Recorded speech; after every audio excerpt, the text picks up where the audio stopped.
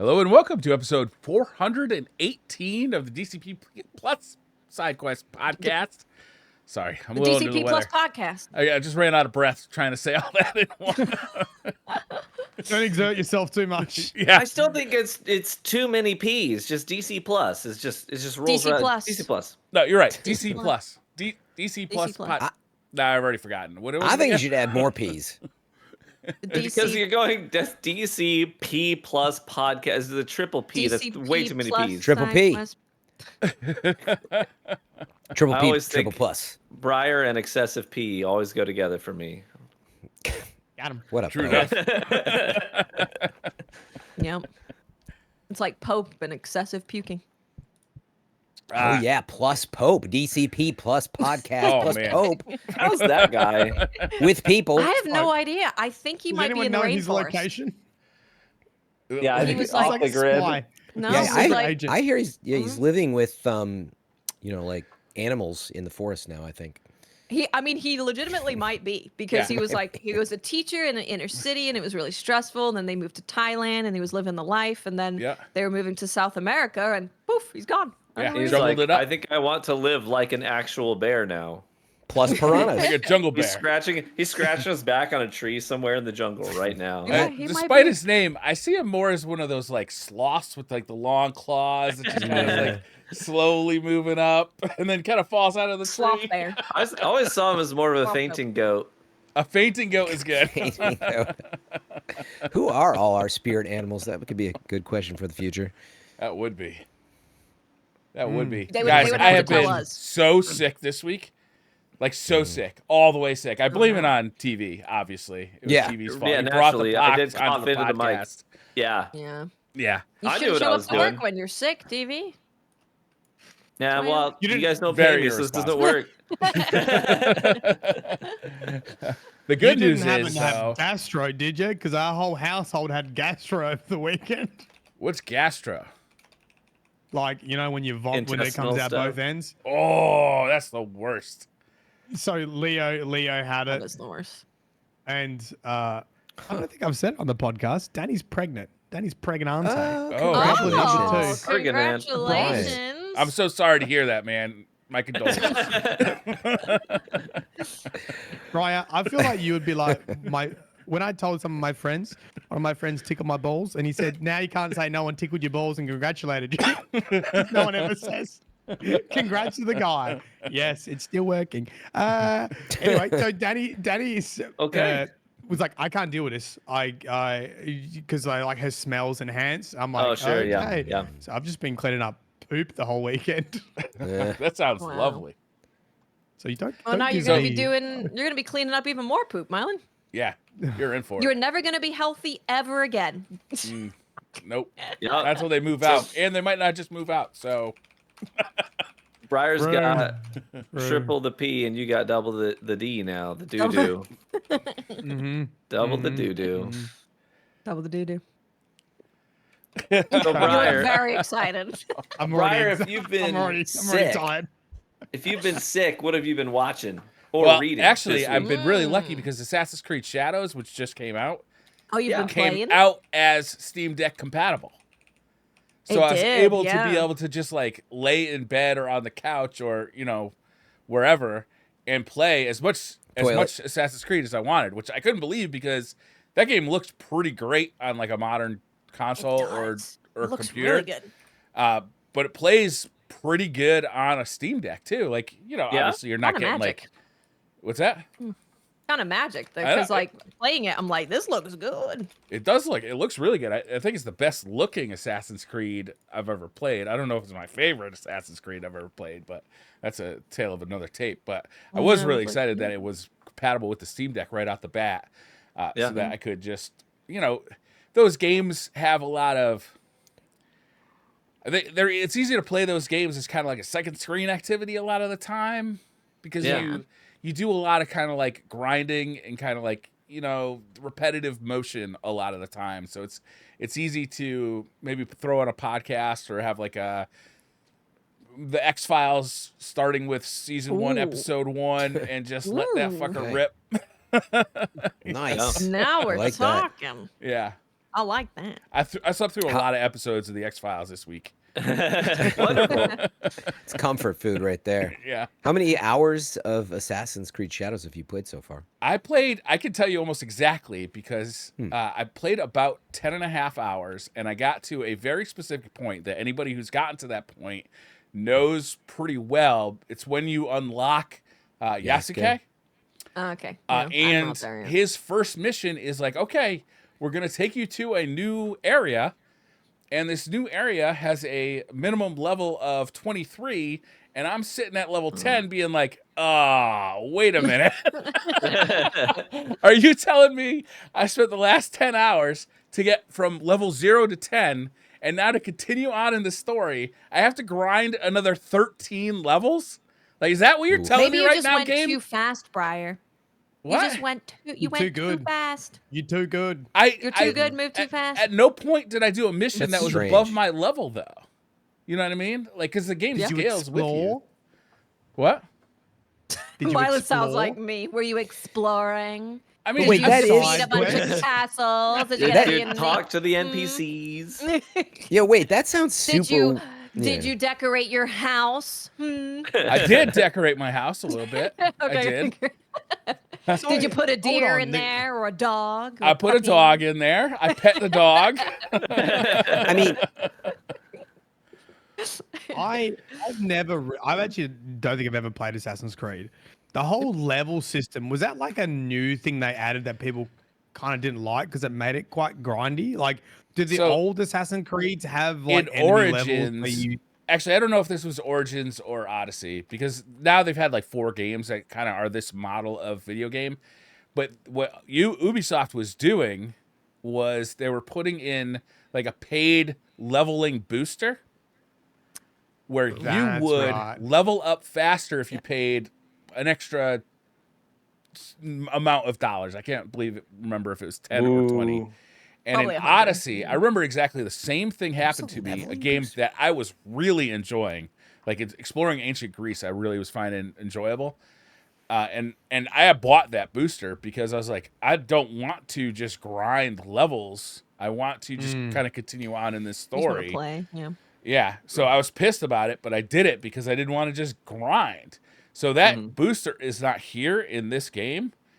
And I think they should have just ditched the leveling system altogether because it feels just tacked on. There's no real reason for it. There's level gear and there's a leveling system. So like, let me unlock perks and new abilities, but I don't really need to be locked out of an area because I'm too low a level. Like, I just want to go and explore. Yeah, I mean- and Yeah, expand. yeah.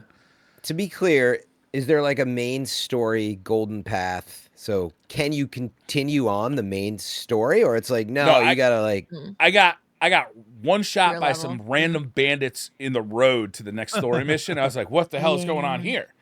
so they And gate. then I realized, oh, these guys are level 23 and I'm still level 10. That's Yeah. crazy. I So they think gate the main I- quest. I think the Like last that. time I played, I had just killed the rifle lady. Yes. And I was level 9 when I did I that. snuck up right on that bitch and murdered her. Yeah, I know. I know. I was the first time I did it, I was like killing everyone, and then I was like, "Oh wait, there's literally no one here." And then I just stabbed her, and I was like, "Okay, Yeah. well, She gone. she's dead." You know, so it's you talk about the leveling system, Briar, and how it sort of disrupts your, journey on the main pathway, the main narrative. I wish that more games would adopt the there's like a secondary leveling system that Dungeons and Dragons uses, and we're using it for our current campaign right now. That's a milestone system where essentially just completing a certain part of the narrative is a predetermined waypoint where they say, "Yep, you are now level 2. Yep, you are now level 3." And so we're doing that with our current campaign. It actually makes everything a lot easier because there's no like, we need to go find something to do in order to get enough XP to progress to the next section. It doesn't bog down the narrative. It also makes balancing encounters so much easier when you know exactly the level the player is going to be when they're doing that content. And I've always thought that not enough games adopt a system like that where it's just narrative based, where the narrative has predetermined waypoints where they say this is the point at which you level up when you complete this mission. I wish they would do that more, because then you don't get bogged doesn't down. God of War do that, where they just kind of like they have like a leveling system, but it's really what you're saying. It's like when you beat the second boss, you level up to level 2, because that's how much experience you've gained by then. You know. Sure. I think most of the time I expect like campaign stories to be pretty linear with the progression, and then you usually get the roadblock in like end game, right? And you like once you understand all the systems and you got some skills and the combos, then the game should give you like some autonomy and go like, go be free, work out what things suit you, and then come back like, you know, finish off the end game. But it feels like Assassin's Creed you're just doing it, right? Like it's the open world campaign stuff. You know, it does So the it thing doesn't where it feel starts that- you off with kind of like a smaller area to explore. You can go further than that, but you can't really, because you'll just get one shot by any random dude you run across. So you really are kind of you're constricted by your level, and the level, you know, it really doesn't feel like it's doing anything other than that, because I never feel. I think I'm level 12 or 13 now, like, because I'm trying to grind, because I am interested in like finding out what happens. Is there side missions that you do to get your level up? So there's like you know, forts that you can clear, and there's like temples that you can like go around and find stuff in, and they're just everywhere. And like, I think in past Assassin's Creed, like once you clear a fort, it becomes one of my problems right now with Assassin's Creed Shadows is that this is now my third open world in Japan game in probably the last 4 years. And I'm having a little trouble because like they all kind of feel a little bit the same, especially Rise of the Ronin in this one, where Rise of the Ronin really felt like an Assassin's Creed game, which I like. I like Assassin's Creed games. Don't get me wrong. Like I didn't love Valhalla just because I didn't like the setting that much, but I really like. Sound like you hate them. I really liked Odyssey, and I really liked Origins. I'm weird because I liked Valhalla. Yeah, so I think sometimes these games are like, do I want to go to Italy? Do I want to go to France? Yeah, that's totally fair. 100%. Yeah, that's why I was like, I do want to go to Japan. I do want to go to Japan, I will enjoy but this I have life. been there twice in the last few years. Yeah, and I'm planning the on going back 1600s? pretty soon, right? Because Yote. yes, right. Ghost of Yote. Ghost, yes, Ghost is coming out again. So yeah, I don't know. Yeah, I Having mean, a it's little interesting trouble with Assassin's Creed right now. It's interesting because, yeah, my first reaction was like, well, yeah, it bothers me more and more these days because there's so many games to play, honestly. So it does depend on the type of player, probably. But it's like, yeah, you kind of want to get on with the main campaign. And so if you pace it out in a way, you're telling me you're like half the amount of level that you should be. And how long it takes to get to 23 from 10, I don't know. But like, I just don't like that pacing. You know, even Spider-Man, the first one, had moments where it says, well, we just want to expand the amount of time you're playing. So go mess around in New York. And like, it wasn't even about the difficulty. But yeah, like in general, I don't like that practice anymore in games. I don't think neither of those things are uncommon, right? One, just kind of trying to stretch it out, which I think is a bigger issue. But then having like a area to strive for, it used to be really cool, right? You could probably think of a lot of old school games where you're like, oh man, I can't wait. I want to get there. Right? So like what's changed, I think you kind of already hit on. You're like, this is just so Assassin's Creed. And you're like, I assume you're just trying to get through the main campaign and story, right? And they're like, nah. No, yeah, We you're want not you doing to that. do other stuff. And it's not like I don't enjoy doing the other stuff, but reward me for doing it by giving me cool loot or cool side stories. You know, this game, again, going back to like Origins, where you're exploring Egypt, right? You're climbing pyramids, you're exploring like ancient tomes, and you're literally like learning about Egypt as you go. And that for me was enough of a draw to like, I'm going to go, you know, obviously I see a pyramid here. I want to go not only climb it, but then I want to find all its tunnels and secrets. Yeah. And along the way, I'll pick up experience and loot, but that's not even my main driver. It's just I want to learn what, you know, what did they put in this pyramid? Oh my God, there's a god in here that I have to defeat. He's super pissed because nobody's worshipped him in 2,000 years since this planet was built. Like that kind of stuff is really fun, fair. right? And I haven't found Yeah. any of that in Japan. None of it. Like there hasn't been in previous Assassin's Creeds. There's been like this, you know. Obviously, there's like the overarching story where you're playing a historical character, or you know, in a historical area, and you're doing like the serious story. And then there's the animus story that's kind of like, you know, weaved in through there. And then there's also like usually this kind of subplot of like, here is in Greece, for instance, here's Medusa, here's the Minotaur. Like here are these like ancient like tales of like all this cool shit that you used to find. And I haven't seen any of that in Japan in Shadows at all. And like that's kind of one of the things I really like to do is like find me a pyramid that's got a god in it. Like that's fun. Like I'm gonna that. say, I think that's like what you barriers can be good. Like you get to a barrier, but only if there's lots of other variety of stuff that you actually want to do. Because if you look at something like Elden Ring, right, and you get up to a boss and you get a barrier, you ain't complaining. You're like, oh, it's okay. There's like so much fun stuff to explore. I'll go get some other cool side quests, some cool loot, find some other cool bosses, and you're like not mad about it. I think you only really get a bit pissy when you get to a barrier, and it's like, I feel like I'm just going to be doing a very repetitive, like fort clearing of the same thing just to reach some arbitrary number so I can progress, right? So it just depends on that variety and side quests and exploration and how good the world is and how long you want to spend in it rather than like a pure story experience. Elden Ring really Maybe it raised sounds the like- bar as far as world design goes in an open world game too, because like every corner you walk around was something new to find something in was Elden there, Ring, yeah. and it was an interesting thing, right? Oh, It could yeah. be loot, it could be a new boss, it could be, you know, it could be story, you know, who knows what it was going to be. Yeah. In the opening area of this, if you've ever played one of these games, it feels exactly what you're used to. Here's forts, here's towers that you got to climb to unveil like the map a little bit. Here, you know, here's a hay bale that you jump into. Like it really feels like this formula has now been done for the fourth time and not been evolved. Even some things have been taken away. Like you used to have access to an eagle, where when you did a fort, is you could like put your eagle up in the air and you could basically map out where all the enemies are and where all the loot is. You could still do that, but you can only do it from the ground, and you can only do it like in your general vicinity. So like, say you're in a big fort, like a big castle, and the main goal is to kill like the 3 big samurai. It can be really hard to find like the last samurai because you feel like you've explored this whole fort and you just haven't like run across this guy, and they're moving around too. So maybe he just moved across to where you've already been while you were killing his buddy, you know, like, so You just gotta keep pressing the button. you Which just is got to a keep pressing the downside button as instead well, of right? You having just like press it all the button. mapped out like you did. I feel like I have less tools than ever, even though the game looks unbelievable. It looks so good.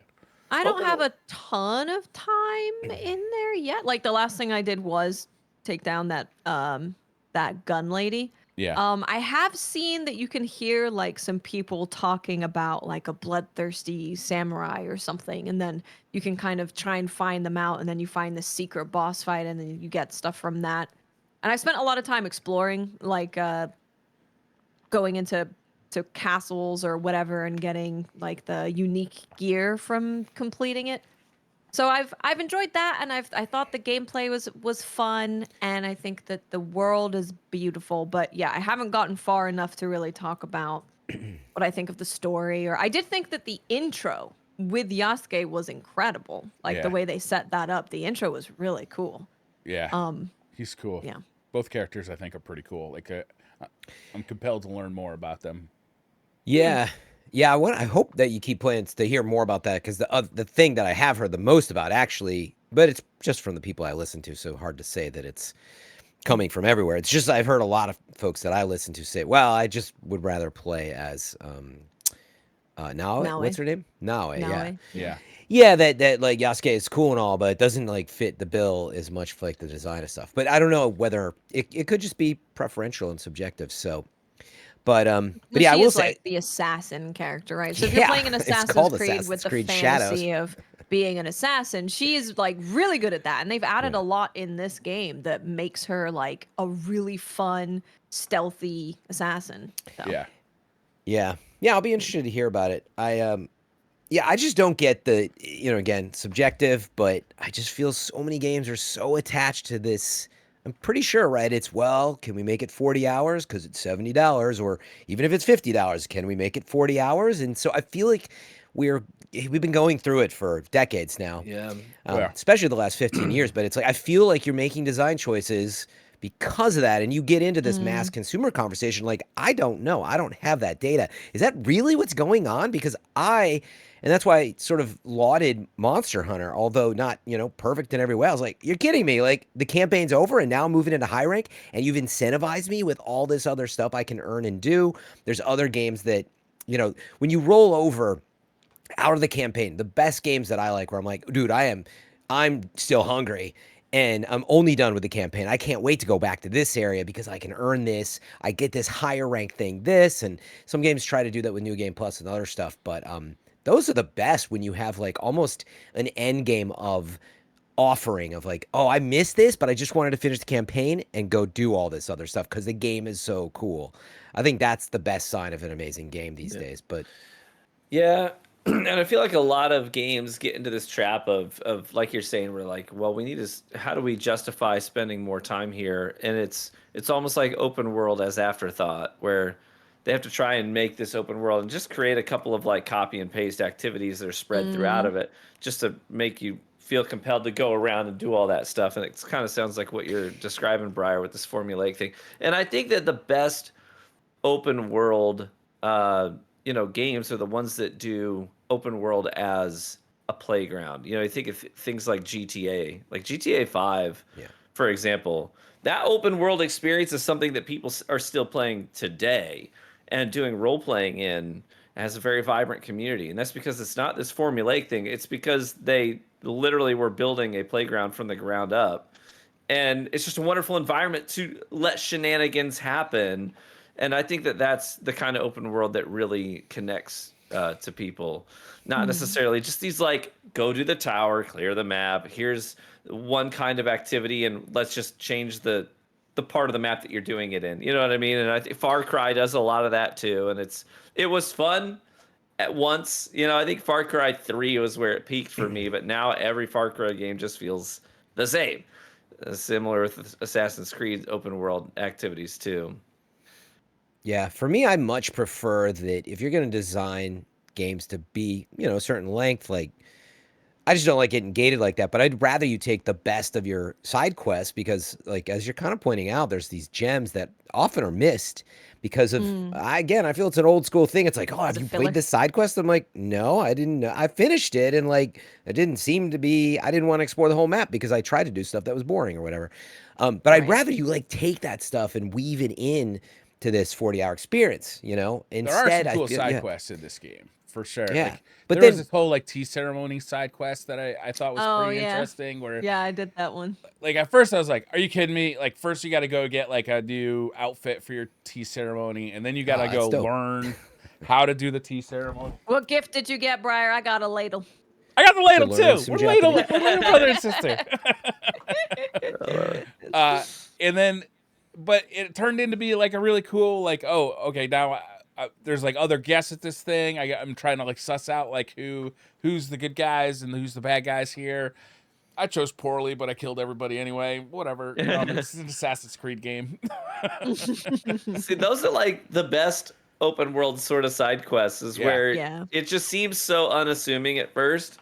Like I thought people meme on Skyrim, but Elder Scrolls in general, Skyrim did a great job with side quests like this, where it's like a random dog approaches you while you're just out on the trail, and he's like, he speaks. He's the dog that speaks. He's like, I need to find my dad. Like, can you help me find my dad? And you're like, whoa, a talking dog. That's cool. Next thing you know, you're wrapped up in some like More existential cat person, really. Daedric, evil god plot line. You're like, how did we get here? Or, you just talk to a shopkeeper about her dead husband. Next thing you know, you're in a ring of freaking cannibals. Yeah, You're like, I oh like my that kind of gosh. thing a lot. Then that's great. Yeah. Prison breaks, just start with a simple as, murder on the streets. Next thing you know, you're going undercover like an action, movie doing a prison break. And it's great. Those are the things that you remember. And I wish they had more stuff like that. It makes side questing not feel so much as like, oh, I'm just here to level. It makes it feel like, oh, this is part of my adventure and a memorable part, Yeah. like you say. Yeah. But the writing is so intense on that kind of stuff, right? Because you have to spend so much time writing those kind of things, and I just don't feel like that. I don't know if it's a money thing or if it's a talent thing. I really don't know. I don't suspect it's a talent thing because I think if they wanted to do this, they could definitely find the talent to do it. I think so. It must be money. It's just like hiring people to write stories like this for side quests. I don't know. It just seems so rare, right? It's like CD Projekt Red is really good at that, like you said. Yeah, I agree. They've been really good at it in some of the Elder Scrolls games. Cyberpunk. Did you ever revisit Cyberpunk at all, Briar? No. Fran has been talking about the new DLC for that. Still haven't done for Phantom 2 years Liberty now? plus Is plus the DLC 2 2.0. years? Yeah, it's coming up on it in September. That's one of those games that aged like a fine wine. Oh my god. I liked it when it launched. I played the worst version you could play, and I loved it. You did. I did too. Yeah. I did too. I'll never forget that because it was like day 2 after it launched, and I was playing this, and it's so graphic. It's no holds barred, and Yeah. it's the one and only time in the history of my life that my father-in-law showed up to a live stream. He typed in the chat. He's like, "Hey Ryan, it's your father-in-law, Steve. Just thought I'd come and say hello." I was like, oh my gosh, I'm playing Cyberpunk in front of my father-in-law, like chopping like half-naked people's arms off and stuff. Yeah. You went Oh, yeah. romancing, were you? You're like, oh, No, sorry. I Yeah, literally- just had to do the dildo scene. Unlock the dildo weapon. So I literally just drove in circles around the city for like half an hour until he left. And then I was like, Chad, I'm so sorry I couldn't keep going. That's great. Yeah. Oh, that's funny. Oh, it's so good. Just all the updates they've done. They've even added stuff after, I've played it since then with the cars and it's Yeah. amazing all the love they gave it. Yeah, I think it won best support from maybe the Game Awards one year is like ongoing. yeah. Like I thought that year it Ongoing. might have got ongoing or something, or it was nominated, but that says a lot. From where it came from. So it's all right, Briar. gotcha. The good news at this point, you've got time, sleep off a few more X-Files and maybe Another wrap up side Shadows. question. Did any of you guys were any of you involved in the closed capture sessions for Wildgate this past week? No, what's this? No. What's Wildgate? I don't even know what that is. What is it? I saw So a bunch Wildgate. of- yeah, so they announced it this week, and then they invited a bunch of creators last weekend to. They kind of open up the servers. See this. It was so fun. Like normally cool. you get Tell me. and Start at the you know, beginning. Full disclosure, I didn't know this was even a thing, and my agency reached out. They're like, "Hey, there's this game Wildgate. They want to sponsor you to play the game, make a short, make a post online." I was like, "Yeah, sure, whatever." And usually when I do that, I don't really care for these games, right? I'll show up, I'll give my honest feedback, and I'll move on, and I'll collect a paycheck. These guys, yes, I collected a paycheck, but all they needed me to do was make a 60-second short, so I only needed to play one match. I played for 6 hours. I was like, "This is so fun." So And we it's should kinda mention like Sea of Thieves in space. In space. Right? It's kind of like the way that I would. You were gonna say something, Fran? Can you mention that where the developers kind of some of them started and everything? Oh, I don't At, know. at Dreamhaven. Blizzard, yeah. I mean, these are a number of Blizzard devs, and maybe that's plays into what you saw. But anyway, some Could be. StarCraft, Hearthstone folks as It's part got of this. the So Hearthstone aesthetic to it. Like aesthetic, character absolutely. design yeah, I thought it was and- just worth setting up that it was some Sure. ex-Blizzard So- talent. So sorry, go ahead. TV, is this like a first person shooter, but also a spaceship kind of? Yeah, so piloting think thing? of it if you've Sea ever of played Thieves? Sea of It's Thieves. Sea of It's Thieves. like Sea of Thieves with some extraction elements mingled in. And I'm not an extraction shooter guy. It's just some of the elements of it. It's not really a genuine extractor. But really what happens is you have 5 crews. Each crew is 4 people manning a ship, so 20 people per instance. So you actually queue up, it'll load you in with all these other crews, and you can customize your ship, but you have a starting ship, and it puts all 5 crews, all 5 ships in this giant expanse of space. And there are space stations, there's meteors and comets and all this stuff just floating around. You can harvest materials, you can loot places, you can fight aliens. Like there's green globby aliens, there's like brains inside of floating jars, aliens. It's real fun and playful. And you loot these places and you can get gear that upgrades your ship. And the goal is to be the last ship standing.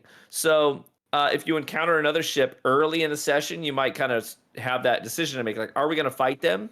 Because they don't have any loot yet. We just started. So this could take us a full 15 minutes to take down this enemy ship. Meanwhile, in that 15 minutes, the other 3 crews are looting and getting more powerful. So you could take a ship out early, but you don't have anything to show for it, really. So anyways, you kind of play that risk and reward game. And the space combat was super fun. Like there was a moment where, I'm running around our ship and I'm patching up holes and stuff and putting coolant in the engine because it's overheating. We're under attack, under heavy fire. And I look out like one of the windows of the spaceship and I see that our gunner on this giant cannon like cracks a hole in the enemy ship's shielding. And I see a hole in the cockpit of the enemy ship. And I was like, yeah, I'm going. So I open up the like airlock, throw out this like space grapple thing, and I fly through space and I land on the cockpit and just crack, kill the pilot. And so their ship just starts sort of drifting off. They can't line up shots anymore. You know what I mean? So then everybody on our crew like launches over, boards their ship. We like sabotage their engine. It's just really fun and dynamic. Yeah, it was super enjoyable. And every instance that I queued had dynamic moments like that where you remember it. You know what I mean? And those are the great experiences. So, and there's also like upgrades that you can make to your arsenal, your loadout, your ship that you unlock just through experience, through stuff that you loot in these instances, whether you're the last man standing or not. So when you queue up later, you can have a cooler looking ship. You can have different kinds of grenades in your belt and gear to use, all that kind of stuff. It was super fun. I'm glad to hear that. Yeah. So is there a permanent permanent upgrade thing, or the upgrades you get from winning a match, do they stay? Do they disappear? Do you keep some things? Yeah, so some things you unlock are permanent. You can, when you queue up, you can select what you're queuing into that match with. What kind of equipment do I have? And what base gear does my ship have? Is that like the matchmaking? To so you're not doing like a Giga Chad spaceship versus like I don't know. Yeah, some kid Just flying my first ship. Yeah, with his dad. a lot of. Sea of Thieves. That's right. No, I don't know that it would be like a huge advantage to have. Everyone's gonna eventually have access to the different gear and stuff. But I guess the question is like, what's the progression like? Like, what keeps you coming back and wanting to keep playing? Like, is that the progression system? Like overall upgrading your ship and upgrading your gear and like a lot of it is cosmetic ship related. Some of it is just the kinds of weapons you have access to on the ship and in your own personal armory as well. And it's not like better or worse gear from my experience. Very limited experience, like I said. It's just different, right? Like for example, like a weapon that instead of doing damage actually does force. So if someone's flying over to your ship, I unlock the new gun that I could just be like, boom, and the shockwave goes out and launches them. They're drifting out into space and they can't get to your ship anymore. You know what I mean? Stuff like that. So because it sounds like a more of a sandbox that they're making that you can play in different ways rather than like I got to get the level 50 cannon unlock that one taps. Yeah, that's right. Yeah, it's Space Kids. Yeah. It was fun. I don't know. I can't speak to the quality of it on launch when it launches because obviously I just had several hours on a weekend to play it, but I had a lot of fun doing it, and I know that my core gaming group loves Sea of Thieves. So when I told them what I was doing, they were like, "That sounds awesome," So I think we'll play. Yeah, it. I've got friends who love Sea of Thieves, but I never get into it because I'm like, oh man, it's either really fun or incredibly boring, and I don't just want to do PvE. Like, If I play Sea of Thieves, I want to go sink people's ships and talk shit on the mics. Oh yeah, And that's then- what we do. Right? 100%. So this Well- does seem more PvP orientated than something like Sea of Thieves, right? Because Sea of Thieves can kind of It's float between it's really wanting to be similar. left alone. It's really similar to Sea of Thieves, at least the way we play Sea of Thieves, in the regard that like when you first load in, to Sea of Thieves, our crew, we tend to go out hunting for certain items. Like we want a giant explodey barrel, you know, not just the regular explodey barrels, with the big explodes that'll tank a ship in one. You know what I mean? So we're gonna go loot and get these like really cool things so that we can mega troll other people. You know what I mean? But this And is so this labeled was as a a lot like- PvP multiplayer shooter. So like it's Yeah, kind but a of- lot of it is PvE. Like when we first loaded in, we were cruising around to different space stations and getting new guns that we would take back to our ship and upgrade the weaponry of our ship so they could do better things and cooler things, have greater 'Cause there's- range to them. Yeah, there's aliens and stuff that aren't player controlled, right? Like you've got to, yeah. yeah, and that was But a lot of fun to too. win, can you get cool stuff and get out without fighting anyone, or do you? Yeah, do so you there have to- are the title of the game, Wildgate. There are these like gateways that if you find it in that expanse, you could like fire up the gateway and extract your ship and get out if you wanted to. So it is kind of that's the extraction element. That's the of it. extraction element of it. If you find the Right, gateway, so- you can get out. Dude, I want to play. That's great to hear. This. Well, you can sign up for a playtest now. Yes. So, Where? So if this Play sounds interesting Wildgate. to you, yeah, playwildgate.com. You can go there and Okay. just sign up and get access and be in some of their early stuff. It is still early, right? But it was fun. Well, a preview playtest is going to take place in April, 10th to 14th. I'm sure they would according to love for IGN. you to play. I assume you work. Did you work with like a PR agency? But maybe just put in the if it's a PR agency or something, find out who it is, and then they'd probably love to have you as part of it. could I work probably with find out. Mythic Talent, Nice. and that's who hooked Oh, me up. that's Yeah, it was is through that, agency. That's MTash. That's what MTash's little video. MTash, William. Fallout, cool See, there you guy. go. We're all there. Yeah, nice. I'm Yeah, sure they Mythic's would love great. to have you in. Yeah. Did they happen to mention? So, by the way, that I believe that playtest is from April 10 to 14, so it is coming up. I don't know how they were Weeks. doing that selection. But TV, did they happen to mention, or did anyone ask, like, is this cost? Is it free to play? Is it priced? I don't think they've announced a price. If it, I don't think It they seems- announced it yet. yeah, I believe it's going to be paid for, but I wasn't sure as I looked into it. I was like, it's not clear, but I don't see them Could be mentioning either. free to play. So I hope that it's not, as you know, is my stance. But I love free Yeah. games and all in concept, but like I think they're ruining the industry. You heard me, Myelin. All I know is that I had fun, and it's one of the first games I've done in a long time with one of these sponsored deals where I'm like, yeah, I'm gonna play that when it That's comes awesome. out. I'm glad you brought that this up. Nice. That's really good. game that gets my friend group back together. That's how I Aw. did this. Getting the game Because back we together. still haven't landed on a game after Destiny. Yeah. We're still scattered. We still haven't found someone we're all vibing with. My friend group's still strong. We're hungry for something new to play. Well, actually, the thing we're really looking forward to right now, because we've been playing basically exclusively Marvel Rivals like 3 or 4 nights a week right now. But the next thing we're really going to play is Baldur's Gate 3, if you're not aware, has a new Oh, update yeah. coming out very soon with all new subclasses. So we're going to do a fresh playthrough with all new subclasses. I'm going to be, one of the subclasses they're adding is a drunk monk, where basically Oh yeah. you can Briar only went. you can only do like your really cool, monk martial arts stuff if Yeah, you are when you're drunk. sloshed. So you have to like carry booze with you. Like before a fight, you're like chugging booze. And you're like, yeah, So rad. and I'm like, love that. That's yes, great. I'm doing that. So That's great. That's, We're very that's excited for my that. kind of mana system. Not mana. They be long neck. It's just right. like real life. yeah, I can function now. Briar, is it in Soul Calibur that has the Drunken Master? Oh, there's a ton of them. Tekken There's has a ton of 'em, couple, yeah. But the I- first to really nail it in 3D, maybe it was Soul Soul I think it Calibur. was I don't know. Tekken. Could have been Tekken first, I definitely. think it was Tekken. I mean, Street Fighter even Shout has a out to guy both. now that does drunken. Kung Yeah, Fu. I wonder who did it first I though. love Yeah, it. but The Especially in first 3D. drunk martial artist. I want to say it's Tekken. could be. I remember, I think Soul Calibur, but I could be wrong. What Hell are we talking yeah. about next? Um, You guys Do you wondering about wanna- Warframe? No. I mean, Oh I God, like Myelin, your spare me this weekly week. Warframe Wait. updates. No, no, Yeah. no. I'm joking. Mylin's weekly Warframe update. He's Well, frothing at the mouth for Let me tell you about this Warframe. brand new 15-year-old content I played. No, I yeah, think let it's me tell you been about a game amazing. that's 15 years old. Hot new game. Just like Monster Hunter, you know, when everyone spams, well, Monster Hunter World, when you get through, like, oh, you've completed the tutorial. Well, Yep. 200 hours in, I've completed the tutorial for Warframe. I'm in Oh, the congrats. end game, which is like Congratulations. redo the missions on a harder difficulty, and now I do no damage, and I have to go and look at all my builds again. So yeah, that's where I'm at. I've been having a great time.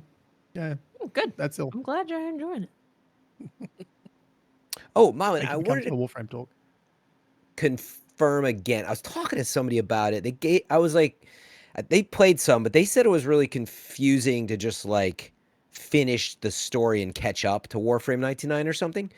Yeah. Here's the responses. They were like, "Oh, I just want to hop in and play Warframe 1999," and then they were like, I think according to them, this is going to take forever, and I, got to grind through all this stuff to catch up. How's that done again? If you just want to play Warframe 1999. It is hard to jump into Warframe 99. Can you Oh. just get there and start doing it? I don't know, because I actually finished everything, like all the campaign stuff, and went into 99 like quite a good time where I'd finished everything previously and then was into it. But I'm pretty sure the enemy levels and that would be quite high, and chat's gonna have to correct me, but I think it probably would be hard to just, if you wanted to just skip straight to 99 to start doing it. I don't know exactly how that works for new players. Interesting. I'm just having a quick look at the chat. No worries. Yeah, I was like, oh yeah, that D must has be a interesting quest because guide it's on this site. yeah, it's like this new branding, Warframe 99, and like a classic almost Destiny problem. It's like, oh, I'm just gonna jump in, and you're like, wait, what do I do? I'm like, yeah, I guess it's probably like that.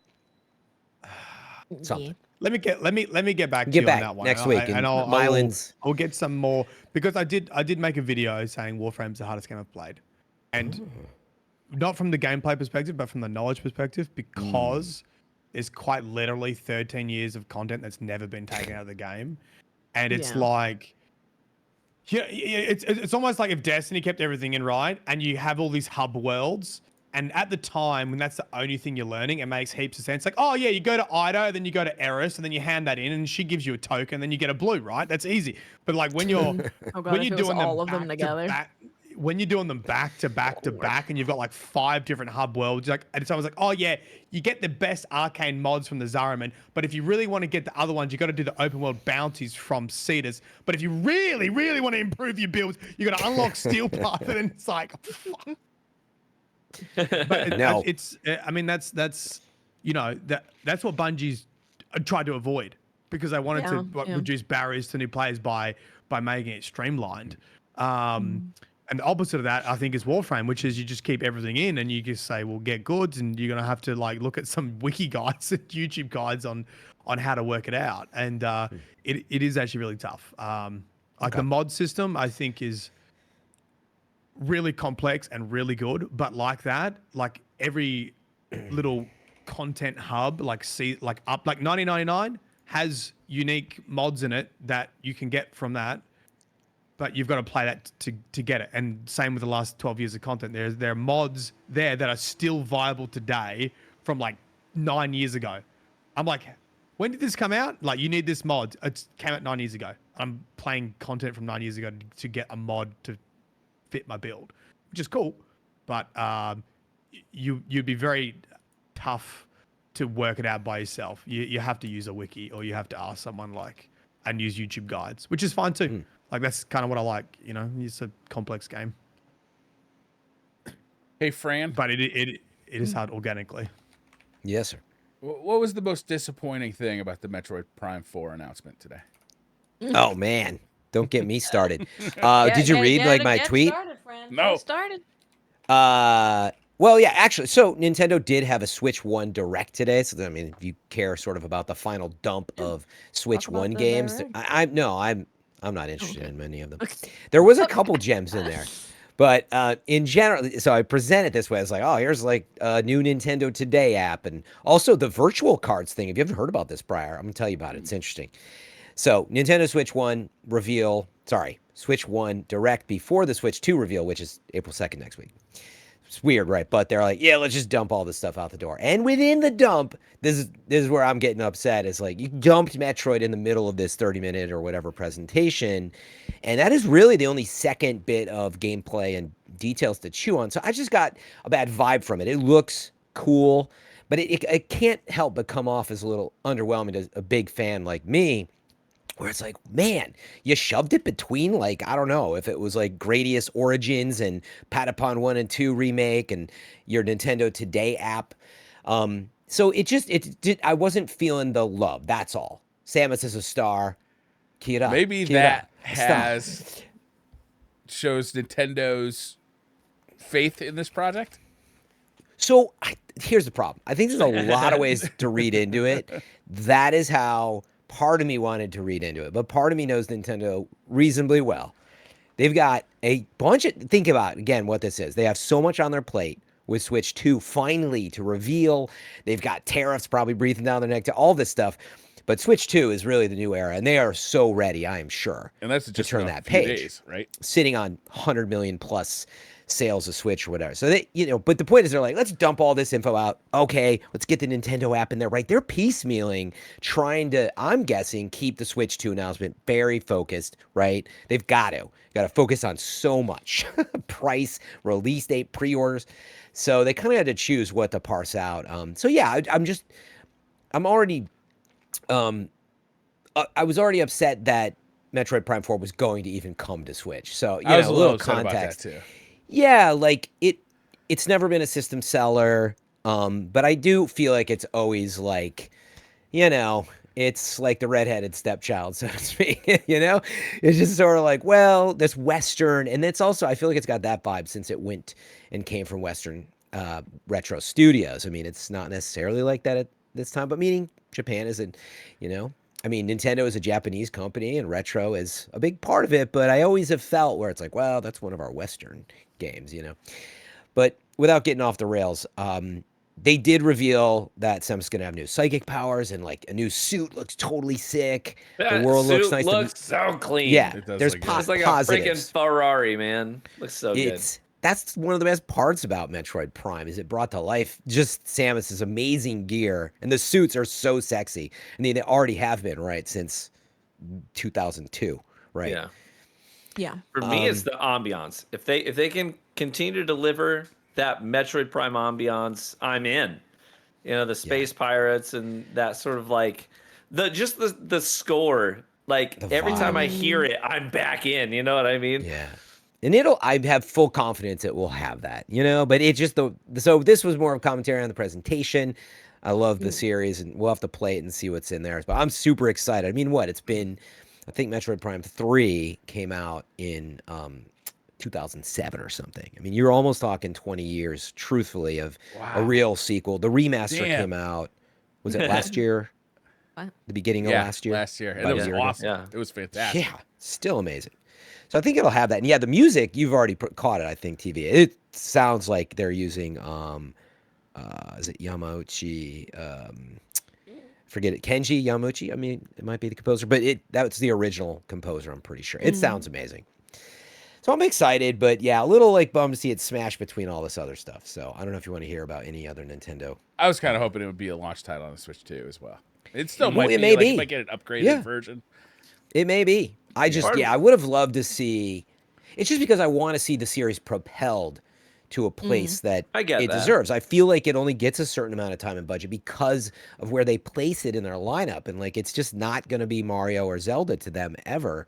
Is it the way it feels to me? And I'm like, but it's such a unique, cool sci-fi, high gloss property. I always wanted them to see them spend more and lean into it. Just take like a big swing, Part of me is at least just happy that I'll get to play with my son on the current console, you know what I mean, without having to make a major investment, Yeah.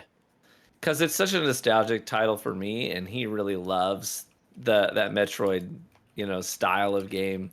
So I'm really looking forward to it. Yeah. Something we can sit down and do together. I am. I hope that it gets a more proper, basically to be constructive. What I would have loved to see is, I don't know why they smashed it in here. I would have rather, if you're going to strip it from the Switch 2 Direct and not like basically show it on running on Switch 2, which I'm assuming is that it probably wasn't. I mean, it's hard to tell with how Switch 2 games are going to look at this point. But anyway, Metroid already looks really solid. But if you were going to do that, I mean, I would have preferred you just put out like a little feature, just focus on Metroid last week. Sure, Announced a release date. But it still says 2025. So I have a feeling it is tied to the Switch 2 launch. And so they can't say the release date. But then, so it got caught up in all this. So I don't know, man. If it was going to launch on the Switch 2, A, I would certainly hope it would look better. And B, well, I feel like they would have waited to show that next week. But see, it may. So this is where you get into what if this is true? They're only showing maybe Switch footage here. I didn't dissect it, and it's compressed 1080p footage. Killing me. But, let's assume they haven't shown what it looks like on Switch 2, and that is still a hit, and it is a co-launch title that looks better. I mean, that's still exciting. I'm down. It's just, it's going to get buried beneath, I don't know if it's a new Mario Kart or Super Mario 3 or 3D and all the other stuff they're probably working on. Yeah. So, we'll see. I should mention really fast, because I did want to know what Briar thinks of this. They announced for basically, sharing in the style of your physical media. Yeah, it's called virtual cards. That's great. I thought it was interesting. So the idea is it does have to be like local. So yeah, if like Watts and I are hanging out and we each got a Switch and we're just hanging out and you're like, oh, have you played Pikmin? Like, no, I don't have it. And she's playing some other game. It's like, oh, here, I'm going to trade you it for now. So you can now use a virtual card that expires in 2 weeks. You can also eject it virtually. So they got a whole page of your carts that they're going to be launching at the end of April as part of like Switch 1, but also presumably Switch 2, called virtual cards. So I like thing ever. It's so Nintendo. I like it. I think it probably still doesn't solve a lot of related issues, but I don't know. Yeah, does that even resonate with you? Like you got to have a Bluetooth connection to someone else. Like you can't. You got you got to be there. Or local Wi-Fi. It's meant to to share with like friends that are coming over or your family, right? If you're in the same home. Or kids at school. But once it's been shared, then I can go home and play it for 2 weeks, like a video easy rental, and then it expires. Or can I only play it in the vicinity of whoever's sharing it with me? Oh, I think once it's on your deck, it's fine. It's right? there until meaning expires, you don't have to be. I don't think I would have to like fact check a few of these notes, but no, in general, it's the idea that you can hand someone a cart. I think they're solving for that. Here, play this. Yeah. I think that's awesome. I think that's cool. Really cool. It's like Real Roots Gaming, man. This is like back when we were kids. Right? It's like swapping I can't just give you my discs. digital copy for you to try for like a week. I can't do that. Well, you can on Steam. Like we have like a kind of like a family share on Steam. So anything I buy, my kids can play, even though they have different Steam accounts, which is really nice. Yeah, and like once you do it, you can says you can play it without an internet connection. Once you do this, once it's loaded. That's a really cool idea. Like, love that. I don't see me ever using it ever, but I like that it's there for people who will use it. Like people who, maybe they have like a couple of work friends that they play that all kind of get together, and maybe you can swap a couple games on your lunch break or, like after school or whatever. The only problem is the physical, having to be in the same physical location, just like stomps the fun out of this in so many different ways, because it's just not the world we live in anymore.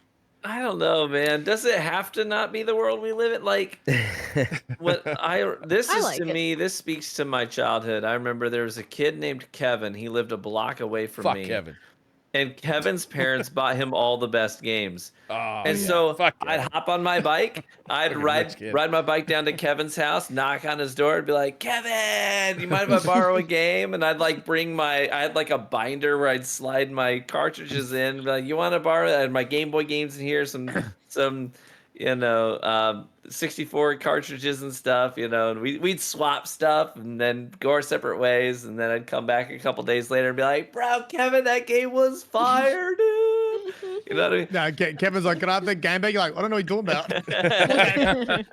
So all your NES cartridges still say Kevin on the back. Yeah, Kevin and You are not wrong. Like KC, where's his initials? He write them on every one of his cartridges, KC. So I don't know. And like my kids, we have the wonderful blessing of living in a great neighborhood with other families, with other kids, and they'll hop on their bikes, they'll hop on their scooters and go down several houses, knock on a door, hang out, play video games, throw baseball, and come home. And like to me, it's stuff like this is, I don't know, it's bridging the gap between gaming and other social activities. Because when we were kids, we did games very socially, but it was a full package. You know, we'd have our LAN parties, and it was gaming, and it was ordering pizzas, and it was drinking Mountain Dew and eating Doritos, and it was swapping stories and talking about who we had crushes on. It was all mixed into one. And so I really love when gaming has the capacity to create opportunities for, you know, social advancement. So That's a good I point. like this. Yeah, that's a good point. I've got a video game cartridge here, Banjo-Kazooie. Who'd It's steal that still from? got the Video Easy and the phone number. Don't worry, they're closed down now. They're no longer. Yeah, the rental. Oh, is that the a local rental video shop? you rental mean? store not open anymore? They I'll went tell you bankrupt what, because you they didn't make it. return. You didn't return it. They went bankrupt and closed because of you. Remember They when haven't rentals? charged me interest for the last 30 years. Exactly. You're gonna save their business, man. Was it like this with you guys too when they started to close down? That they kind of just turned into like candy shops or like comic shops, like hybrids, while they tried to hang on? I remember what got replaced by the video shops. I think it's Around here, they went out of business in like big sales. Like they would dump all their inventory Yeah. for dirt cheap. So anytime me or my friends heard about them, we would go and buy, you know, stacks of movies. And they didn't have a lot of games at that point. Like games had kind of, they weren't like super popular rentals anymore. So that there just weren't a lot of, you know, games at the stores Gotcha. anymore. But we'd go and just buy stacks of DVDs for like $1 each. Mm-hmm. And then, yeah, they turned into some dumb thing like a brownie shop or Yeah, see, it's All the ones around me turned into weed shops. weed Did shops. Yeah, they're like You want to go? into? video game rentals didn't work out anymore. That would actually be No awesome. weed. Like theme for a weed shop is just make it like Yeah. look and feel like a Blockbuster. Yeah, that'd be great. People, dude, we got lost in Blockbusters for hours just going down the roads. Yeah. You know, Yeah, looking at Going to Blockbuster was as much of an activity as watching the movie that you Yeah. brought home. Oh right? yeah. Oh yeah, yeah. Yeah, I mean, think about it. It was crazy. You'd spend at least an hour Oh yeah. just thinking about watching a movie. Sometimes you wouldn't even do it. You're like, yeah, I couldn't find anything. Well, What like, else do you want to do? There are Right? so many different ways Yeah. to do it too. Like if you were there on a date, like then it became like okay, you know, like the date and you are getting a video together, but you got to like decide like what do we both want to watch. Yeah, know? true. And then it was also a social event because it was like a Friday night. Like you'd see your friends there too with their dates. You know what I mean? oh yeah. See, And you wouldn't honestly, know all that anything sounds about great. the movie. You just have to judge it based on the cover and a short description on the back, and be like, yeah, Yeah. I'm gonna give it a try. Yeah. I like that. Yeah. That all sounds great to me. It was Other great. than the time it may have taken, I mean, that it's like a social event. And like, man, we're missing out on so much now. So we had a Blockbuster. It was like a nice restaurant, like kind of like around the corner. So it was Yeah. like it was a well-known play in our kind of neck of the woods to like Yeah. you go Dinner eat dinner, then. go Yeah. go to Blockbuster, and Digest it, Blockbuster. hopefully you don't watch Yeah. much of the movie. Dude, Yeah, Blockbuster's got great core memories for me because the closest Blockbuster to me was like a 15-minute bike ride, but I would have to go right past the like biggest bully in school, his house. Oh, And Oh. this kid was always out on his front porch or in his front driveway shooting hoops or something, and he was just a real prick. And so this was my like happy place was I'm gonna go rent a video game or a movie, and I'm gonna get a little bit of vengeance on this guy. I would prepare an you shit in his insult. lawn? I would prepare an insult every time. Every time I went to Blockbuster, I I would ride my bike past his house, and if he was out there, I'd holler it. You know, I'd be like, "You smell like farts, Dave!" And I'd ride the bike with him, and he comes sprinting off of his front porch like, "You're gonna die, you little shit!" You know, and it's just like, Maybe this is like a Karate Kid situation where the bully isn't actually the bully. It's actually TV is just constantly mocking this person in his front yard. It sounds like you're the villain, could be. TV. Yeah. No, be. totally not. No, this guy was a real punk. He would pick a fight with anybody in school. Well, not anybody. Always the Just like people who rode their smallest, bikes back just swearing the at them. smallest dudes in class, right? Those are the ones he picked on. I'm gonna make I themselves remember feel better. going to Video Easy because like my neighbors also played games. I must have just been 15, and maybe that one of the kids was like 2 years younger, and we went to rent out Max Payne, and that must have been like MA 15 plus or something. So the lady's like, "You're not 15," and then she's like, I'm like, no, Mum said we could get it. Yeah. Oh, And she's like, okay, I'm gonna call your mum. So she calls neighbor's mum, and she's like, and then the mum's like, all right, put Matt on because Matt will know. I was like, yeah, no, it's not bad. It's fine.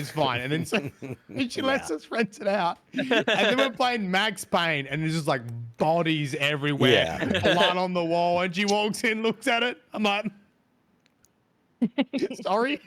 Yeah. it was worse than It's I too late thought. now. Yeah. We've already played it. I didn't think it was this bad. That game was right. awesome. I loved that Oh, game. yeah. Man, That was a you fantastic- imagine can you remember people not believing you were 15? How long ago that was? They still don't believe it. I still don't believe I'm 15. I keep telling them.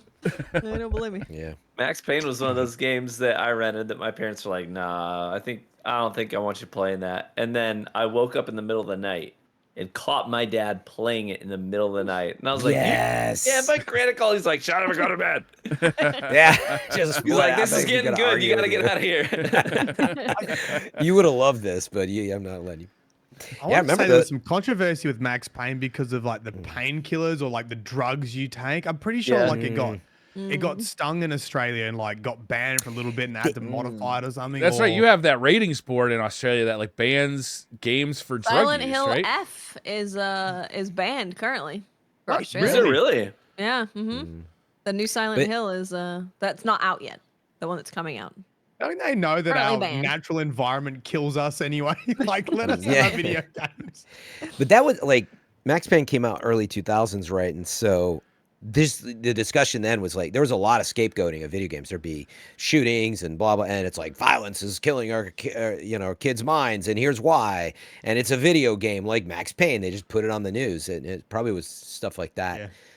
There was people that were making livings off of blaming video games, writing books about how they're. I think there still whooping. are people making. I mean, it's just the internet now, but at least there's some variety to that, and some stuff that's way worse than that complaint. Remember, 1 and 2 is getting a remake from Remedy. It's exciting.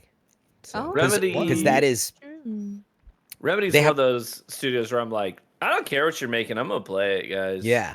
Well, they made the originals, right? But then Rockstar has owned the license, and I'm sure there was a lot of, who knows, maybe back and forth, but also like they're working on their own stuff so they can own their own stuff. But Rockstar's now going to publish it, and they're working on the remake, so that should be exciting. Control remains in my top 10 of all time. Yeah. Oh, speaking of which, did anybody see Firebreak? I got to listen in, and they had a presentation to the press and some. That's right, they did, didn't they? Some content creators about Firebreak, FBC Firebreak, which is the World of Control. So just a reminder that it's coming out summer 2025. This is a spin-off in the Control world. Meanwhile, they're working on Control 2. But it is like a co-op Back for Bloody-esque kind of, you go on these short job runs. Yeah. And you sort of slowly get some upgrades. But yeah, it looks like it's going to be fun. And they emphasize like they want people to be able to like more easily jump in versus like have it be some big grind. So Yeah, we'll sure. see. Oh, good. Question is Jesse Fadden confirmed for main protagonist for Control 2? I don't think they've said much at all about Control 2, but I could be wrong. Yeah. I think it's been under wraps. I think I'd be disappointed if it wasn't her. Is that coming out soon? Do we know? I don't think it has a release date, does it? I think it's going to be a while for that one. Thinning luck, end of 2026 would just be a random guess. What was the shoot, the cartoon, like the puppet cartoon, the was it not the Breach Kids? What in Control? They're the freaky children. Every now and then you get into an office and there's like a monitor and it plays a video about some creepy puppet children like murdering Oh, people. yeah. Yeah, the puppet shows. Oh, yeah. What was it? Channel know? No, they always know. I can't They remember, know yeah. everything. All those videos are amazing. It's so good. So, Control's yeah, such I a live fun for those, game. man. Every time I like stumble into a place with this, I was like, yes, Yes. play it. I might have to play through that Should- game again. It's been a while now. That game was It's been a while, pre-pandemic. yeah. Was it 2018? 2019, I think. Was it 2019? Damn, that's crazy. Sounds right. That's a What? long time ago. You know what's crazy? It's 2019 was 6 years ago. 6 years. It's an eternity ago is what it was. Yeah. Oh my god. No, I just saw that because I had to look at Firebreak because I'm like, this rings a bell, but I couldn't remember Yes. what it was like. Threshold Yeah. Kids. Thank you, Biz. Threshold Kids. That's right. Kids. Yeah, it's literally like the control offices and all that stuff, but it's just like, Yeah, I like the totally posters weird. flying around. It's first-person shooter, yeah, and Yes. like you said, it's like Back Good 4 point. Blood, Left 4 Dead, Horde mode kind of deal, right? Mm-hmm. Yeah. Yeah, they had like they showed a mission that was about sticky note monsters that kind of come to life as part of the hiss or these, Yeah, it's yeah. very X-Files, Briar, Oh yeah. That Oh looks yeah. fun. Oh, Yeah. Well, like perfect for sleeping. I kind of want to like. I'm waiting for I think my son needs to maybe get one more year underneath him before I let him play it. But I don't know if you guys have noticed this. pretty Maybe creepy. I do because I have children. But right now, there's like this trend for kids to be into sort of like kids horror, right? Like really? Roblox really? horror games and Steam Oh. horror games that are geared towards kids. And one of the biggest themes is this like backrooms theme. And the Right. kids know all about the back rooms and Control. And I've told Grady, my son, about this several times. And I'm like, dude, I think you'd love this game, man. It's very back rooms, like locked in you're trapped in this like interdimensional, office building with monsters that are trying to kill you. And he's like, yeah, tell me more. So I've like told him the full plot of Control at this point. He's like, because we do written and oral stories in our house a lot. So we read with the kids all the time. We tell stories all the time. And this is one of them is the Control. I've told him the whole Control story and he's like glued to it. He's like, oh, it sounds amazing. So I can't wait for him to play it too. It's something about Have you like, guys I been feel like watching kids- Severance? Yes. Yes. Oh yeah. I just finished up season 2 of that. No spoilers, but holy shit, that show is Yeah. fantastic. Dude, I started you know, watching season 2, and it's been a little bit of it's a bit slow off the start. That's all. Oh. I'm slow up up to to. start, but I'm gonna tell you, like, It's gonna be slow for a bit. Okay. It's exploring the characters more, like more about Yeah. the characters' kind of backstory, and then I will Yeah. tell you that finale. I shouldn't have been, but I was like cackling like a Yeah. schoolgirl so Toma much was as well. during I think everyone I was during the dying. elevator. The Okay. elevator milkshake scene. Dude, I was Yeah. there for the milkshake scene. I was just like so in. Loved it. Okay. Good. Yep. Because I did get through Silo on your recommendations. I've got Oh, that was through- good too, wasn't it? Yep. love Silo. Yep. It's Yep. funny. Check out Oh, it's- Paradise great, if yeah. you need something else to watch. Paradise. Mhm. is, Yeah. Yeah. I watched Paradise? Really into Paradise. Okay. Yeah. That's just neat. What's that on? Hulu. For us, it was on Hulu. It might be That's Disney right. Plus for you. Hulu. Okay. Part of great. Disney Plus, so it should be in there. It might be Have on you got Disney your pirate Plus, hat on? outside, yeah. What's Paradise I mean, about? I haven't seen this yet. It's actually kind of like Silo. Oh, It okay. is. Very Like, I don't want to it's- spoil because like the Yeah, I end don't of actually think you episode should know 1 much is about a it. really fun Yeah. like surprise. It's You more actually like shouldn't know anything present. about it. We're just It's not more saying like- anything about it. Imagine the simple synopsis. Don't know anything about it. Just go watch it. Yeah, I would just say Yeah, watch I episode mean- 1. Just watch the and- first and episode. If at the end of episode 1 you're like, okay, then sure, Yeah. watch more of it. But if you're not Even vibing, don't. Huh. I don't think the basic premises. Usually I do like going in blind on that stuff. Like Severance was such a joy to not know anything about, but Yeah. it's very But much. I mean, you it's- could I'll know- just put it this way. You could have somebody spoil the first season for you, and Yeah. still watching it is amazing, right? Because you can't possibly know what's coming. Like it's Yeah, but every it's It's one episode of of those season one is like a twist. unique plot lines, and sometimes I feel like you never see a whole bunch of uniqueness in anything in any media, and you're like, oh, this is kind of unique. I like what they're doing here. I like what they're exploring. This concept in general. Yeah, That's why I really like season one. It was just like a spec script that was floating around too. I was listening to Conan O'Brien's podcast. Ben Oh, yeah? Stiller was Yeah. on it, and they were talking about it because apparently Conan O'Brien was a huge fan, and Ben Stiller was like, "Yeah, we just kind of like found this script floating around, and everybody fell in love. We couldn't believe like nobody had picked it up before that." Wow, That's cool. Nice. Oh, back to the kid thing for 1 second. I was going to say, because Leo's like 2.5, oh, he's almost 3. I feel like they innately like to be scared. Like he keeps asking for like ghost like videos and stuff. Oh yeah. I'm oh, like, yeah. where does he get this from? And then I regret it because then he walks around the house going, ghost, ghost. I'm like, all right, we're fucking moving out. I'm like, I regret letting you watch some car video about ghosts because now he keeps pretending there's ghosts everywhere. Yeah, you know, Like, Myelin, you're at that pretending, age, Myelin? You're on your own. at that age, Tuck they can yourself in. see more than we Yeah, can they're see. like cats. I know. I don't like to They hear verbalize more. it, though. I just like to keep pretending that he's pretending. That's why, as a kid, like you hear all these like ghost Maybe things that's that why they've he's seen and curious. heard. Yeah. Could be, He's like, could I be. see ghosts. sees I them. need to see more about them. I'm doing need to study research, it. Dan. Yeah. Listen. You should show him what's that I See Dead People movie and see if he relates to the main Sixth character. Sense. Do you relate Yeah. to this? Yeah. Do you relate to this? That I'm not like I've never been big into like actual supernatural stuff, right? Yeah. But my wife and I rented an apartment once, and I'll just say I have questions because this Haunted. apartment. Let me tell you, there were several things that happened in this apartment. One of them was that we would wake up in the middle of the night, and we didn't even watch this stuff. Wake up in the middle of the night, and like a computer or our TV would be on, and it would be like ghost hunter shows. Be like, we turned off all the devices. Like, what is this? One of them was my laptop was closed one night, and it was making noise. And I was like, what the heck is going on? And I opened it up, and it was playing like a ghost hunter show. And I was like, what? How did it even do this? It was real weird. And then one night, we would always close our bedroom door. We didn't have kids at the time. It's just two of us. Close our bedroom door. We both wake up in the middle of the night to nothing else in the apartment at all. Just the door. Just shaking violently. And the door knob turning your bedroom back and forth door? like crazy. Oh, right? no. And we were like, what is happening? You know This what is I your mean? bedroom door? This is our bedroom door. Like an just shaking interior door. violently. man. Now, and I got up and like the front door was still deadlocked. There was only one door into the apartment. It was the front door. Yeah. And deadlock was still locked. We had a slider door to a little like patio balcony thing, but we always had a rod in it, so you couldn't open the door. So no one got in, and it was weird. There's no earthquakes or anything, but stuff like this would happen all the time. That's And- definitely They a were ghost. angry because they Yeah. kept giving you really obvious signs like goddamn ghost hunter on the TV, and you're ignoring them.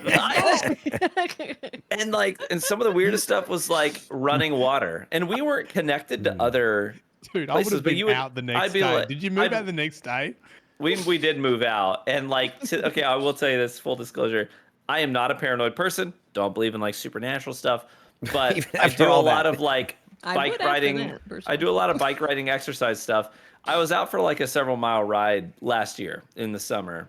It was getting late, and I was sort of in the vicinity of that apartment, right? And I was like, I should ride past our old apartment, and Like like right past the haunted, this demonic. this thought crossed my mind. I was like, you know what? Screw that, man. What if that ghost is like this mother He's like, again? I found him. I found him. This guy. And then he follows you, and then you. I start- know, you like I back. don't want to show this thing where I live now. Yeah. So I Yeah. like diverted my path. I was like, you know what? I'm not doing that.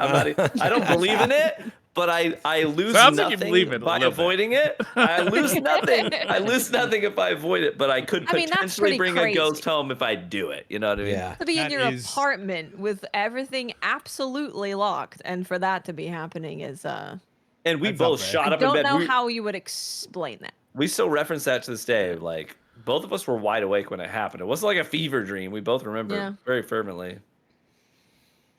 Dang, dude. Definitely a ghost. Yeah. Or Get Get demon. Leo. One Get of the Leo other. in there. Demons, probably demons. Yeah. Right Talk Get of there. Leo, that. get Leo in there, put a little hat and monocle on him. Yeah, good idea. Speaking of which, if you That'd make a anyone play great video game. Phasmophobia, anyone play Phasmophobia? They Yeah. finally I made an have. update like 2 weeks Oh, really? ago.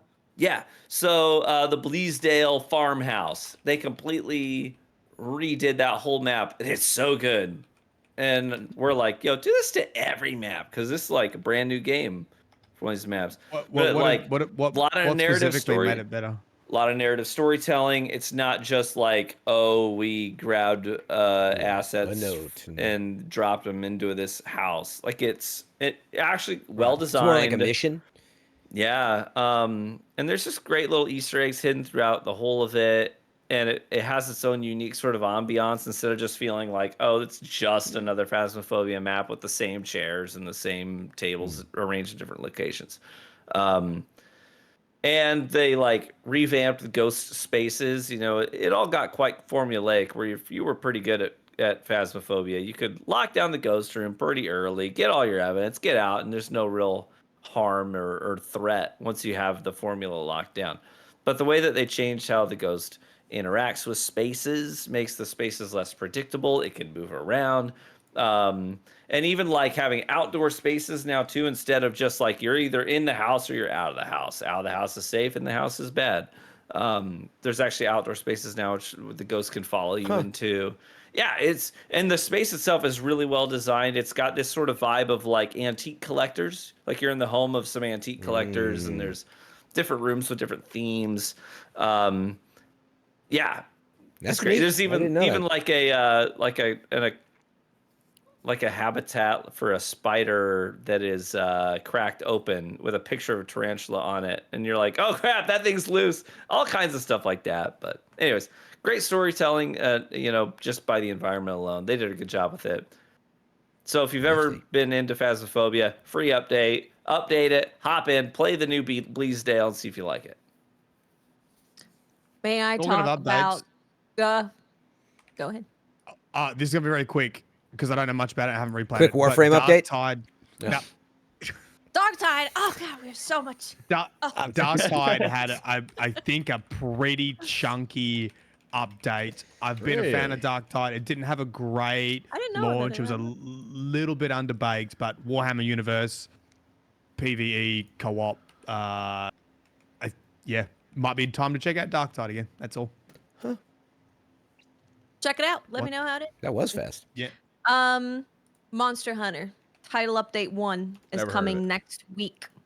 There was a stream that went over what is happening in title update 1. So we know that Mizutsune is being added. It's a monster that was in Rise the last time it was in Monster Hunter. The cool thing about it, one, it's just a really fun monster. It's really, really, really cool, really fun to fight. So it's usually got really interesting builds that can come from the armor. The armor and the weapons look insane. Like the sword and shield, for example, is like a fan. And then you have like a bracelet. Fun. Yeah. It's got really cool stuff. And the interesting thing with the video that we saw of Mizutsune, you know how in Monster Hunter you have like Puke Puke and you have Koro Puke Puke and you have Anjanath and you have Fulgur Anjanath. In the video, we saw moves from various different versions of Mizutsune. So I don't know if they've put it all in one or if we're going to have different versions of Mizutsune. We'll see. We also are getting the final boss that was at the end of the low rank story. They're coming back and you're going to be able to get weapons and armor from them. Oh, cool. In high rank, it looks insane. The armor looks weapons, insane. yeah, it's really crazy. It They only changes when you showed- pull out your weapon. It changes the look of it. Did they only show 2 weapons as part of the footage so far? I or- think so. Yeah, I think Okay. it was just 2, and then the Palico stuff. Okay. And they're adding the Gathering Hub. The Gathering Hub has a new mini game where you throw barrels. You're like bowling with barrels, and you get materials and items and stuff from doing that, which is fun. Did they expand on what it meant that more people? They said something like more people than ever can gather at the Gathering Hub. Like, It is there might much to be that? more than 16 people. Okay. Because, like, looking at it, I was like, it kind of looks like it's more than 16 people. Because 16 people can be in a camp, at the moment. So if the Gathering Hub can have more than 16 people, that would be awesome.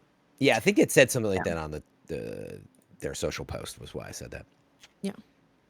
They're also adding like a bunch of stuff to customize your camp with, free gestures and some other free stuff that you can get. And then if you did get like the deluxe edition that came with the extra cosmetics, they're adding that with this update next week, so you can get more stuff. What else was there? There was a lot. Oh, new event quests. Arc Tempered Raidal. So if you are unfamiliar, as your first Monster Hunter, there's different levels of difficulty of monsters. We currently have regular and tempered. We're going to be getting Arc Tempered Raidal next week, and it comes with a new armor set, which is the Gamma armor set for Raidal. And they also have extra moves or additions to their moves. So they're not just like more aggressive and hit harder. They also do have slightly different movesets. So Raidal is coming. Raidal's one of the tops. Yeah, it's going to be really fun. I'm very, very excited. Did you mention the spring April 23rd event yet? Oh yeah, they're having event quests, like season things happen in Monster Hunter as well. So you have one for like Halloween and other stuff. This one is for spring, so that's going to come with a bunch of like event quests that you can do for armor and weapons and layered armor and stuff. Yeah, I didn't get to catch it all. I'm just paging through their social stuff. So it was a lot. It's super helpful. Yeah. It was a lot of stuff. It was a 15-minute video with just like bam, bam, bam, bam. Here's we're adding this, we're adding this. And then at the end, they had a little bit of a teaser for the summer title update, which is bringing Lagiacrus into the game. And this is a huge deal because this is the flagship monster of Monster Hunter where they had underwater combat.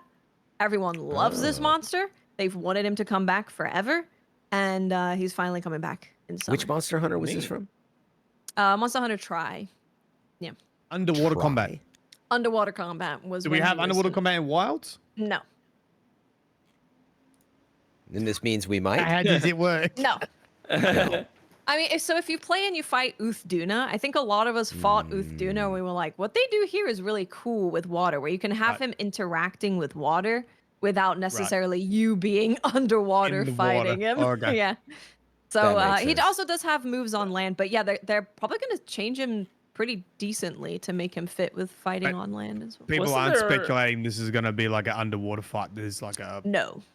Okay. No, the devs have been very clear. There's like, if we do underwater stuff, we have to make the game with underwater combat is like the Sure. forefront thing that we're making. Yeah. Right. Didn't Monster Hunter World have? I felt like it was early in the campaign, like maybe the second space like biome you went to had like a mud monster that like went under the mud. Yeah. Is that right? Am I remembering that right? Yeah, it was like a little fishy. Yeah, like a little mud know fish what it's called. thing. Mudfish, yeah. Yeah. Mudfish. Mudkip. I don't remember. Mudkip, yep. Yeah, so that update, the first one is Nice. coming next week, April 4th or April 3rd at 8 p.m. Pacific, if you're on Pacific time. Holy, no room to breathe because you've been playing first Khazan too, and we also got Path of Exile to talk about. Yeah, so we could talk about Path of Exile because that's also like a stream that was about an update. So I think that makes sense. That's also Okay. launching on April 4th, the same day as Monster Hunter. Wow. Who's do?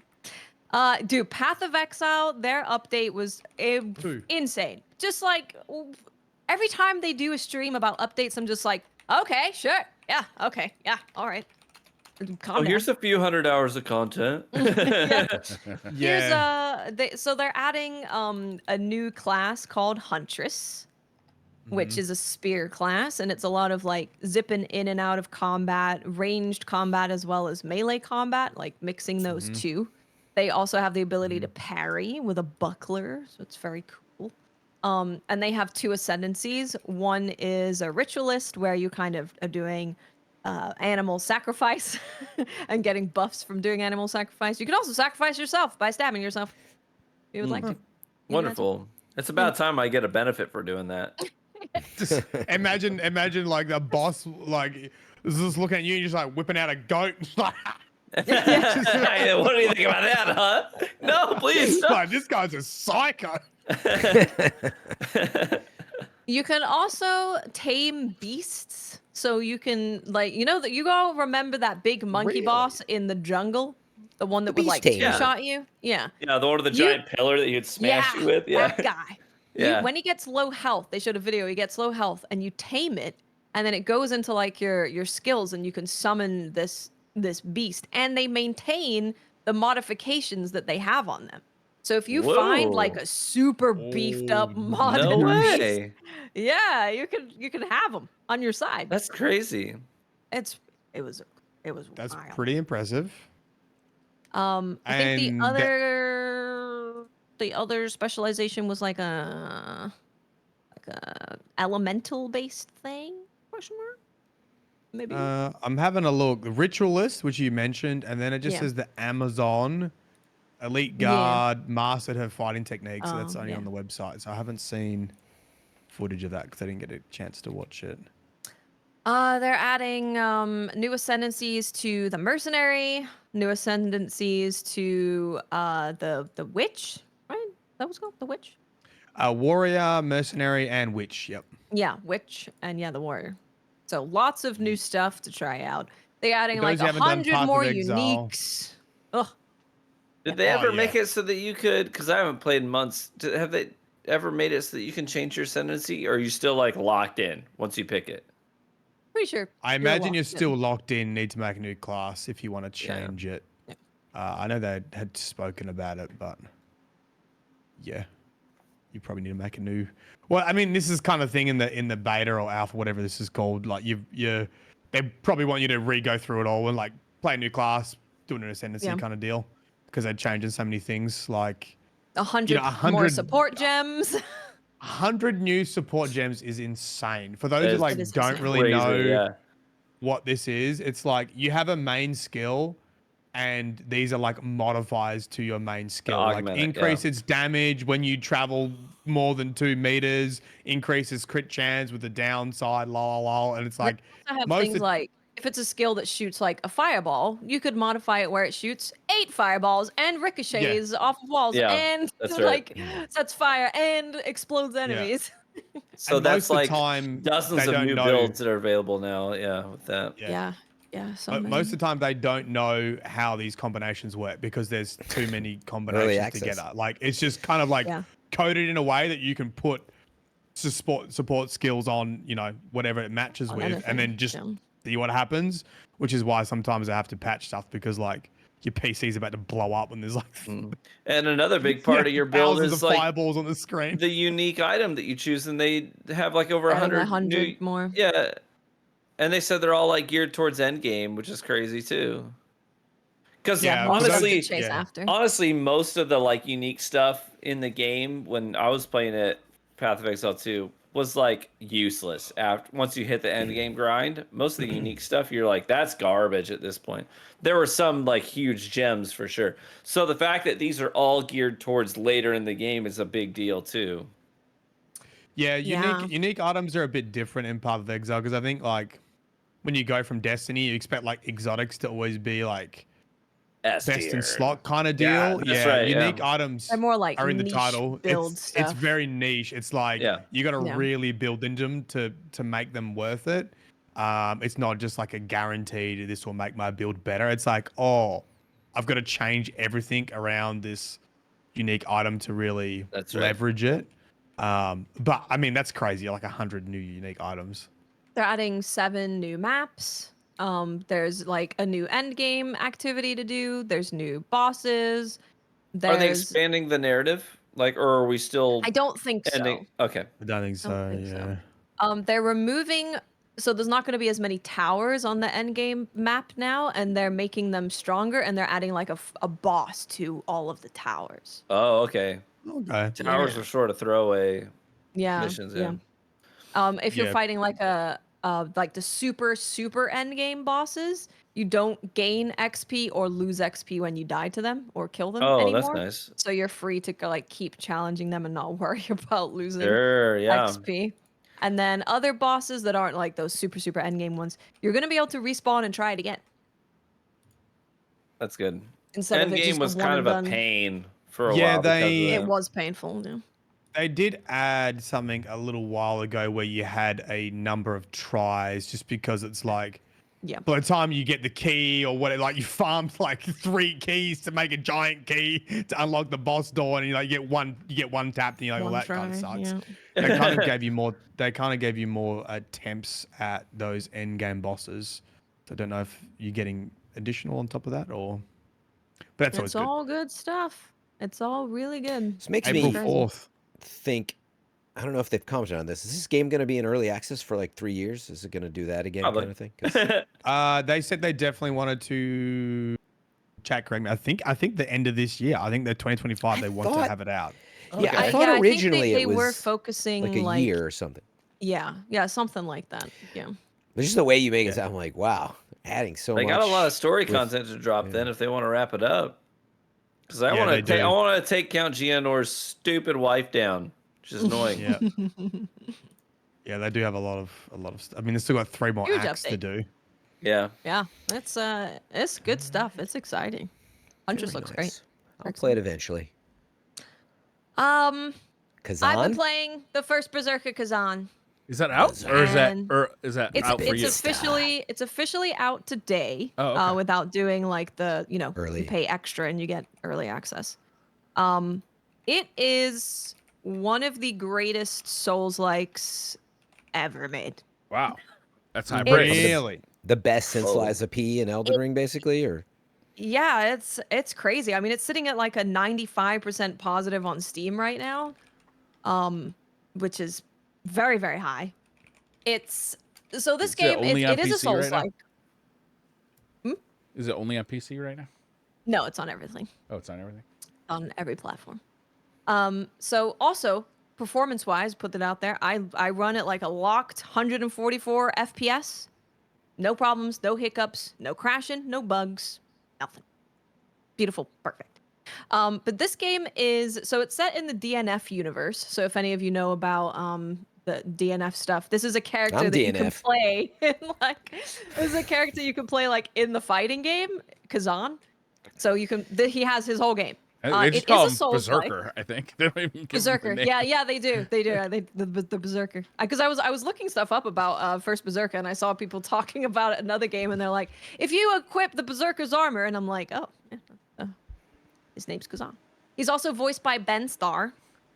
Oh, which is really? awesome. Yep. And there is a character in the game. So actually, I think there's like 6 Final Fantasy 16 voice actors in this game. oh, Wow. So I was Wow. listening to Ben Starr talking to this other character in the game, and I was like, "Is that Dion from Final Fantasy 16?" So it's like it's really cool.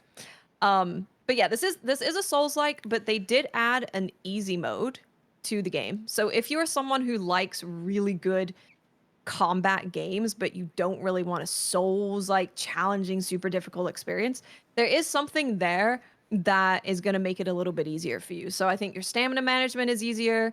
You do more damage, you take less damage, but they're not like nerfing the boss's move sets or anything like that. So you still get to experience like how cool the fights are. It's going to be, a little bit easier of a time for you. Where would you rank it on the difficulty of like Souls games that you play? I'd put it pretty high. Is up Yeah. there? I'd put it pretty up there. Obviously, there's some bosses that you spend a lot of time on in these games. Like there's normally going to be 1 or 2 where you're like, I'm here for a couple hours. But I think the overall difficulty of Khazan is pretty high. But Can you go away and like over level or anything, or is it just kind of get good? So you can level. You can't over level in terms of your skill points because they lock if you haven't completed a certain story mission, you can't use your skill Yeah, points okay. to get more stuff.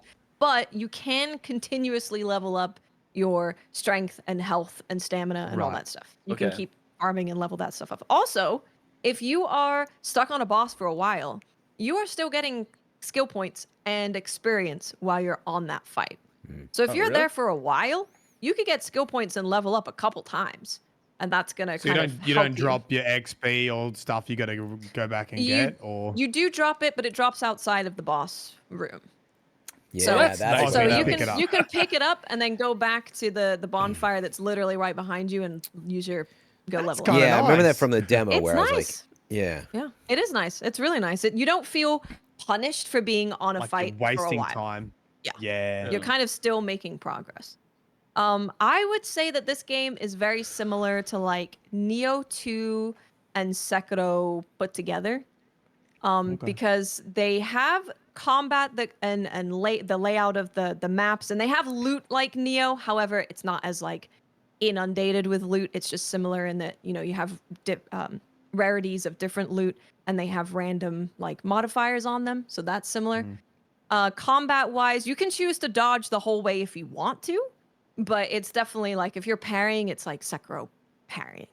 Ching, Right. ching, ching, ching. Yeah. Like it rewards parrying pretty heavily.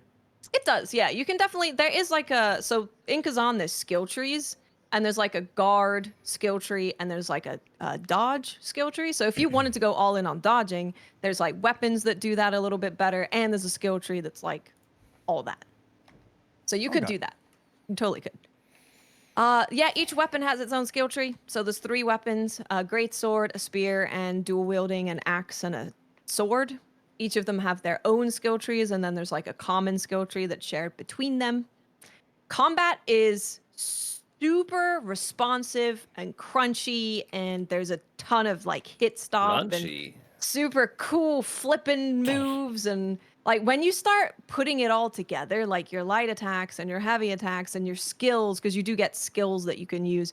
When you put it all together, it feels incredible. It's some of the greatest combat that I think we've had. And I can't remember. Is it third person or is it top down or is it kind of in between? it's third Third person. person. Yeah. It's just third person, right? This is the one that looks kind of animated.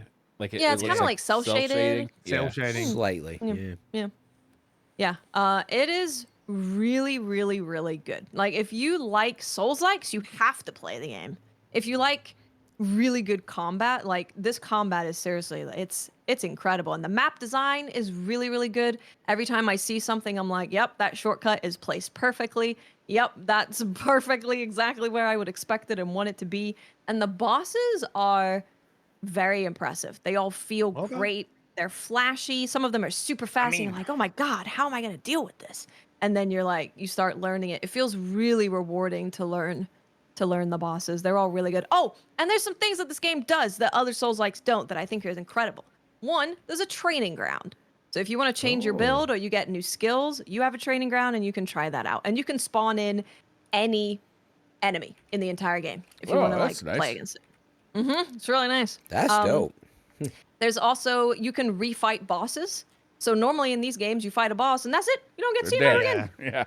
Yeah. So you get to, not only can you refight the boss by spawning at the bonfire like right before the boss, you can also farm them to get materials and armor and weapons that make armor sets. And you get That's set kinda bonuses. nice. Oh, that's It's sick. really I like that. nice.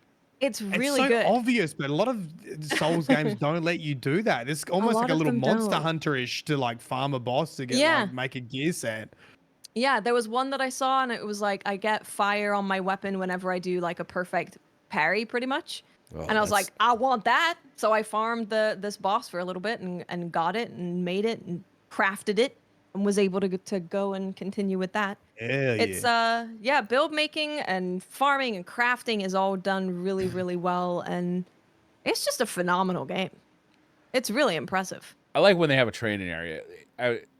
It's nice. Sometimes with parrying games, especially, it's like Yeah. each game has its own little parry window, right? It And you got to does, kind yeah. of learn it, and Yeah, it can be you kind of dial it in. frustrating to kind of figure out, like, do I hit the button when it's flashing? Do I hit the button after Yep. it flashes and they're about to hit me? Do I hit the button somewhere in between? Do I hold the button? Like, Do I spam the button? yeah, Yeah. what do I do Right, here? hold on. I gotta say, this part of my arm hurts from pressing L1 so much. From When I do parrying. this, I feel it in my Yeah. arm I always appreciate when there's There's just a a lot way of to like L1. learn that. And without any it's- penalties. yeah, or if they just like tell you how to do it at the beginning of the game, that's nice too. The parry hey. window is really nice too. It feels Yeah. like it's in a really good spot, and you get cool flashes when it happens. And That's awesome yeah, to I'm hear. That visual it's- feedback. It's incredible. I'm It's playing it. seriously like it And- is.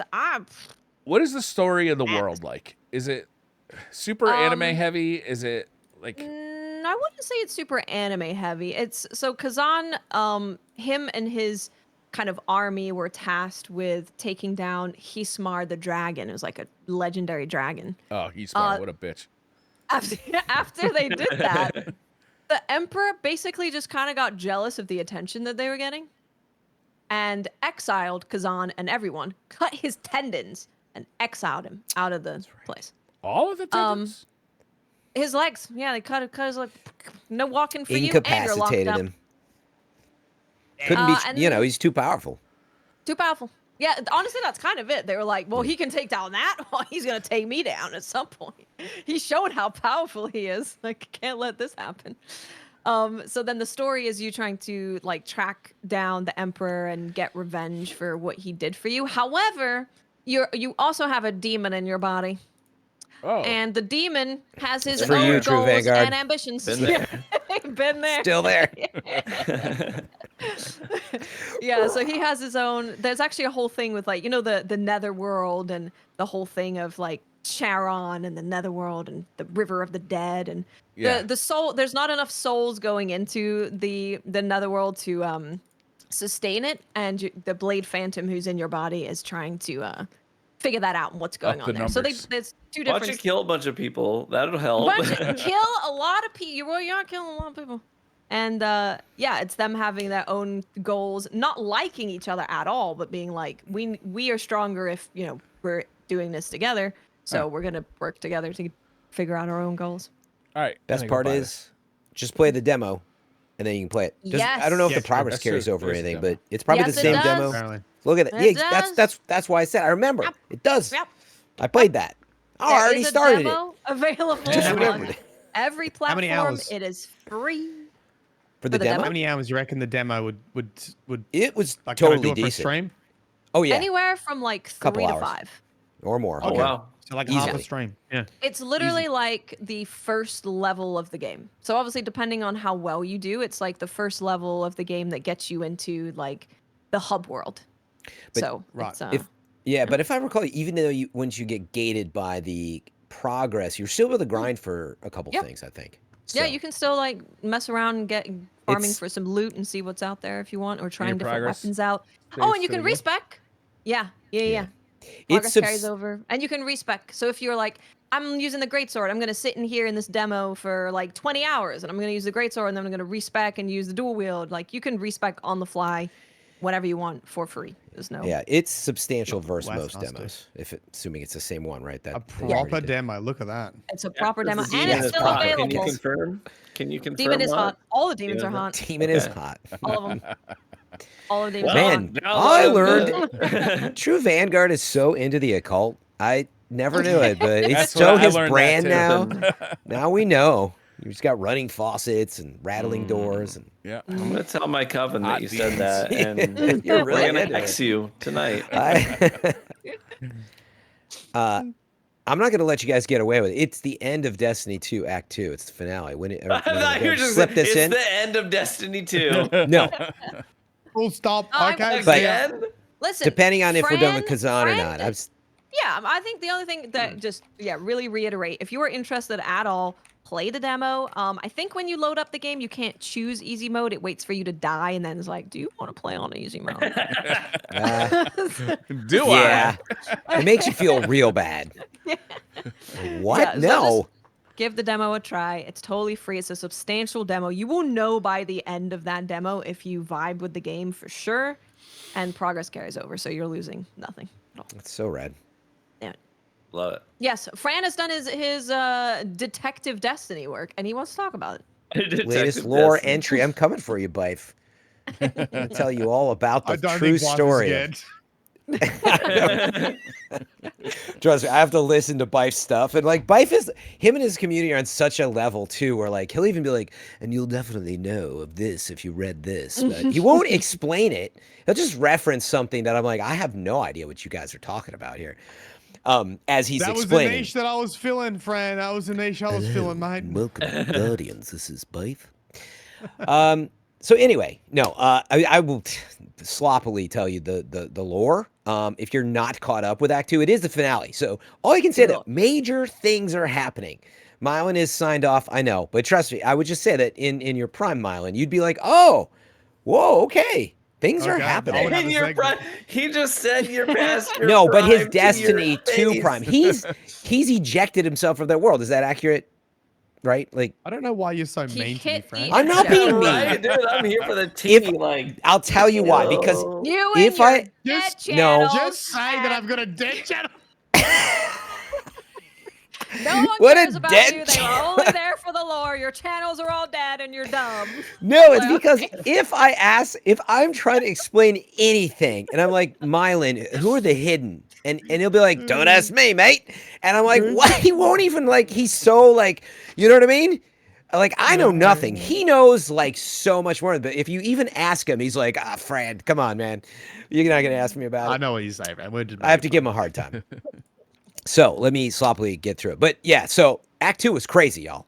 I mean, Crazy, y'all. Eris died, came back ready. from the dead, Yeah. and now we just ended the finale this week. So again, if you're not caught up, but it's pretty amazing in terms of like their story beats. I think, honestly, the Destiny formula these days feels like we know people loved the Taken King and probably even Forsaken, and like let's dig into those things, right? It's kind of like how the Pantheon was and Into the Light, like. I that's what I see with this season, in addition to them just doing a good job with it. But yeah, so again, Oryx kind of back from the dead a bit because the Echo slammed into the side of the Dreadnought. And there's this whole thing with Eris coming back and now like capturing his Echo. And this he's the Echo of Navigation. And then you got Xivu and Savathun, who are now like, they're almost at odds. And so the Taken, the Hive, I should say, sorry, right? Yes. Are all like in it's all messy right now. Disarray. So things are happening. We're trying to we get Taken actually have powers. some Xivu progression here. Yeah. They were in a room together. Oryx and Xivu and Savathun are all in a room together. Tom. Wait, you saw Xivu? No. We haven't seen Xivu They're yet. all in the room together. They're It's great. You saw talking. her? No, didn't see. Just the caption on the screen. Yeah, because there's So- no audio. So there's something else that's happening, that there is what is it? The Dire Taken, I think, and there's some new hand that is creating Taken like ogres and witches and stuff or whatever. And again, I'm not a lore expert, so I'm butchering this, but I mean, when something's you said going sloppy on. law, you're really going sloppy. Yeah, just throwing it out there because, like, nobody's gonna stop me. Mylin's not gonna stop me. But no, like something's going on. I think that something is making Taken. We don't know what. And there's also something going on with the Hidden, that the Drifter now is out there. We're trying to put together some blade from Oryx. It's what is the Willbreaker or something. So anyway, my Willbreaker. point is, again, I don't really know what's going on, as you can tell, but there's a lot going on, and it's fairly significant, cool stuff. So I think, look, shout out to them for folks who tune in, to kind of progress the campaign and do all this stuff. They have lots of good activities up, and it's been in good shape. The only thing, me personally, like, they send you back through that nether zone, which is like a 40-minute activity to do the usual Destiny thing where it's like, hey, make sure to go collect some, worm parts. And I'm like, man, like, like, I just don't like going through such a long activity to progress the story. It's still long-winded. But I finished it up. Looking forward to Act 3, and that starts next week, just as a reminder. So, hey, things are happening. We did see Xivu Wrath a little bit. There was a cutscene. We did. There was a cutscene. There was an insane cutscene, actually. And I heard about it on Twitter, and people were like, damn, that cutscene was really good. You know what's interesting, actually, is as I finished Act 2, and I should have mentioned this because I was a little frustrated by it. When Act 1 ended... Wait, no. Yes.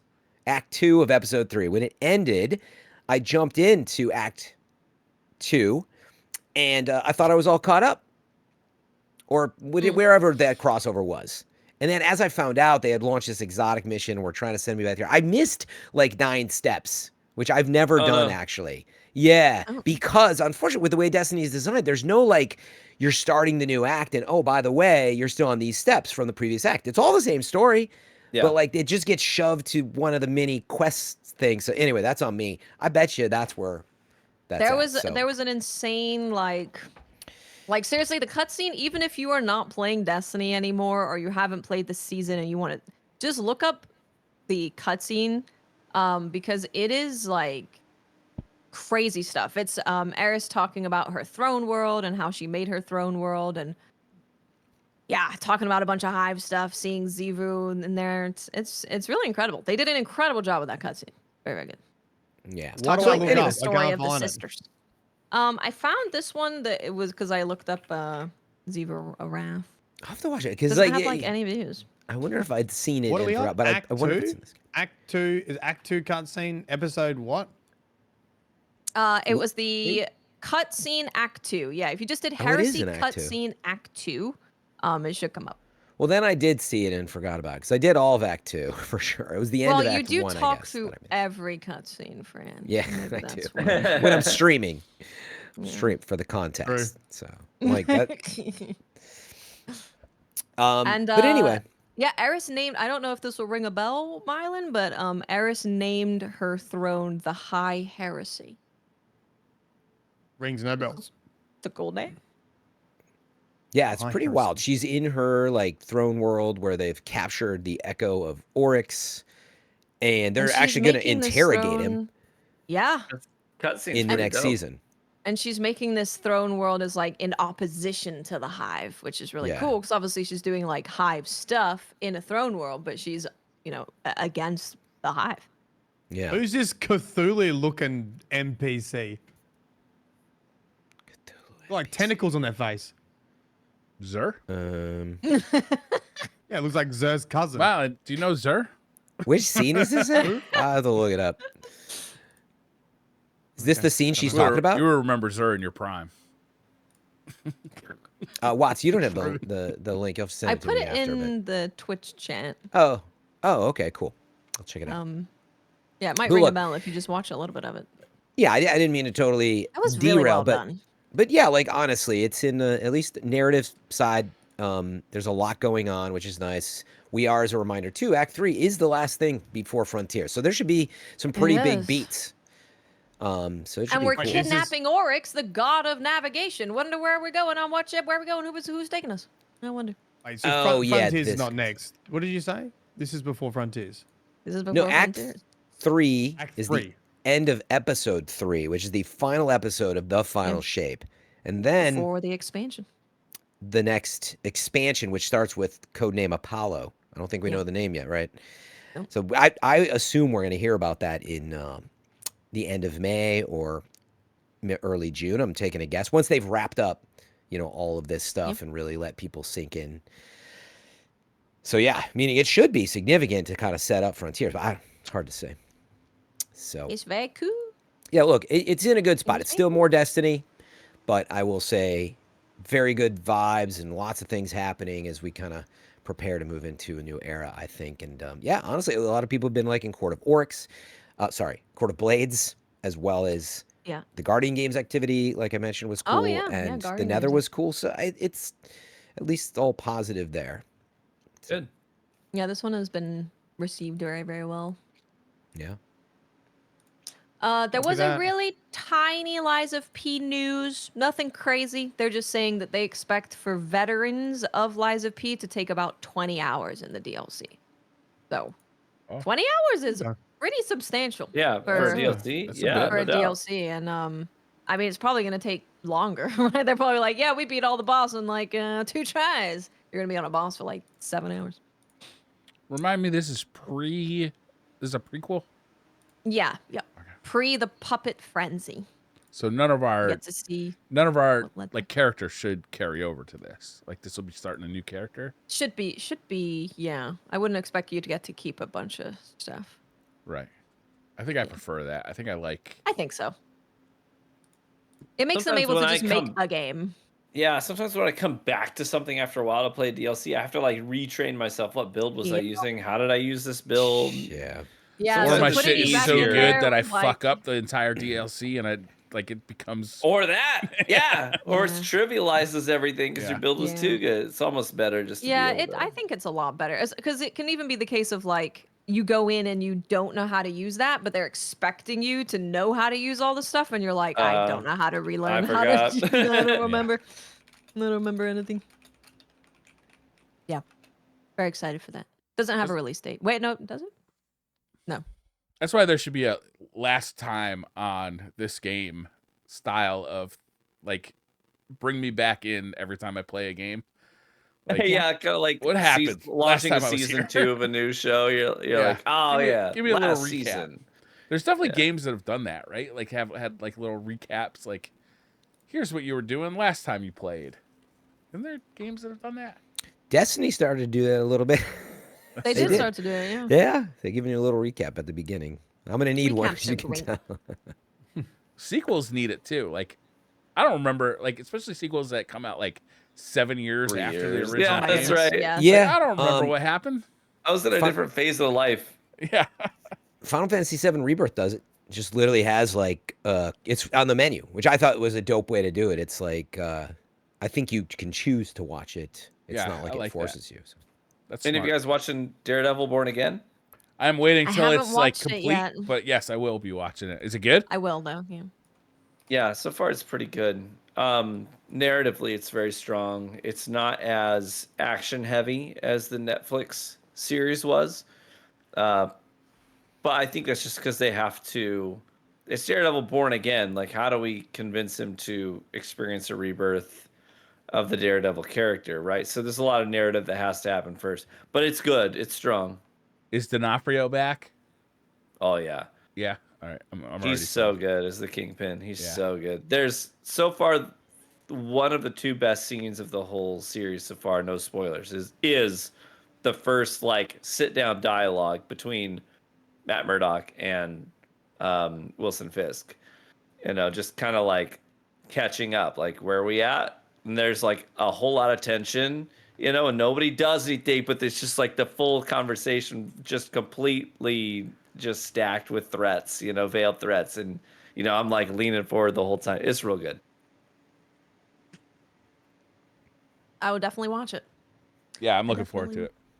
Yeah. I have decided like most of these series that come out weekly, I have to just like wait till they're Yeah. run Binge 'em as at later. least like maybe I can like the week of the series finale I can kind of binge, but I can't do I this mean, you've weekly got- thing anymore. You've got several episodes of Daredevil Born Again. This Yeah. week they dropped 2 instead of 1. Yeah, my view is more like what Briar's saying, but even maybe more extreme, where it's like if it's good enough, it's getting a second season. I might as well just wait until the second season, like Oh, so you're not because if even it's gonna not watch good This enough. is a very classic Fran thing. But it's I'll but play it's God kind of War when the PS6 is out and it's been enhanced. no, that's very different. True, I will. but different. I'm just I- saying, if the show's good I'm enough. waiting to play Breath of the Wild for Switch 2. Switch 4. I will say I don't know that there's ever been a series that has blue-balled you episode after episode after episode after episode as hard as freaking Solo Leveling season 2. Oh yeah. I don't know if anyone's watching Solo Yeah, I've Leveling. been watching season it I'm too. not. I'm not watching. Every It puts me single off. episode. I hate when it does shit like that. Wait, it's just Every constant, episode. every episode like cliffhanger. Because I Yeah. feel like it's nice to use it as like a something that emphasizes what's going on in the story, right? Where it's like a crazy week happens and it's a one cliffhanger of the season, and you're like, oh man, what's gonna happen? But if it's every time, you're like, oh, okay, yeah, of course. Every single week, Oh, of man. course. There was one episode really you didn't even see Jinwoo the entire episode until like the final 3 seconds. It cuts to him and he's like, "I'm coming," and then it's done. It's gone. You're like, "Come on!" The main character of the show is on for 3 seconds, and he looks so hardcore for 3 seconds, and you feel like something cool's about to happen. They're like, "See you in 7 days." Mm, So Son much of a bait. bee. Hate that. classic. I got a couple of questions. You guys want to answer a few questions? Yeah. All right. News just got a bit of criticism, which I'm going to take. I will take. Okay. And then a question. Is there a Spotify subscription and free version of the podcast? The ads are getting out of hand. There are only so many Scotch Beef and Rent-A-Car ads I can take. It's every 10 minutes. What is Scotch? Hey, what is Scotch Beef? Scotch Beef. And Scotch B. Yeah, it Beef. sounds good. Beef simmered in Scotch, I would assume. Is it just Scotch? It sounds less good. Down. Soak Is it it. just Scotch fillet? Oh, that's probably that makes more sense. I assume. I don't know. Scotch beef. Obviously, I I'm not Googled listening Scotch to our beef. podcast commercials. If it's double really cut. 10 minutes, I'm going to look into this tonight when I post a podcast. If it's really 10 minutes, that's way too frequent. And I got to look into that. And I apologize if that's what it is. This is Scottish beef. It must be local more to where they're at or something. Maybe they're in the UK or something like that. But Also, Scotch if you want a beef must be no- total ad-free podcast, you can get it on Patreon. Yeah. That is an option. Or you just watch the Twitch restream. You can watch the Twitch VOD. You can watch the YouTube they have VOD. ads, but not as many. Not 10 So if minutes. you Yeah, I got mean, like if you've YouTube got- Premium, If you got premium, which I think nearly everyone does on YouTube, because Almost every time I everyone does. stream on YouTube, nobody sees any ads. no one sees any ads, and you can put an ad every 2 seconds on your YouTube video. No one will say a thing. They're like, Yep. no comments. Still not great. It is a good Because reminder, if they're though. not That, running premium, they're running ad blocks, so nobody sees ads on No one YouTube. sees any ads. Spotify has begun to roll out, but I think only to some selects where you can be on that sort of minutes Oh, premium watch stuff. So probably. maybe in the future or something, we'll have to keep an eye on it. Yeah, that's ridiculous. Okay, so the question is, but a question for the team, what is your go-to alcoholic drink? Go-to alcoholic drink. Boulevardier. It's like a Negroni, but instead of gin, Okay. it's with bourbon. So it's red vermouth, bourbon, Campari, Body. smoked orange on there maybe, but peel. TV, I'm going to guess red wine. Look behind him. Yeah, it's all red wine. Yes. Is that mostly like bourbon and whiskey, or is there scotch? I can't see. All of that is whiskey, yes. That's all whiskey. But we've got Scotch, Irish, bourbon, rye, Canadian. So brown liquor, that's Yeah. your thing. Yep. Love it all. Yeah, too. that's my poison. Actually, I had a really fun night tonight because right before I hopped on with you guys, there's a guy that was since the earliest days of my Destiny content in Destiny 1, been a part of my community, fell out of the Destiny thing, and then I started my whiskey channel, and he found me there organically, and he was like, "Oh, this is so cool!" like, you know. And then today was the very first time we ever met in person. He was doing work in my state, and I was like, "Stop by," and he did. So he came over tonight, and he brought a bottle of Jack Daniel's 14 year, which is brand new, really hard to get your hands on, and he managed to get lucky enough. He's like, "I'm bringing it." We cracked it open tonight and swapped stories for a couple hours. It was great. That is awesome. That's So incredible. everyone in chat, if you bring TV a bottle of whiskey, you're in. You're He'll in. give you your address. I would Booze kicked him my up. kids out of the house, and I was like, "Get out of here!" Just us and the demons. Oh, and some I bourbon. I Us and drink. the demons. Yeah, just us and the demons. Espresso martini, I think, is my favorite to kick off the night. Bit of a coffee. That's fun. Oh dang, that's a Caffeine and dangerous- alcohol is a wonderful combination. Yeah. Yeah, get them to even each other out. If we're talking cocktails, I'm a sucker for a good mojito. Yeah, mojito is real good. Love mojitos.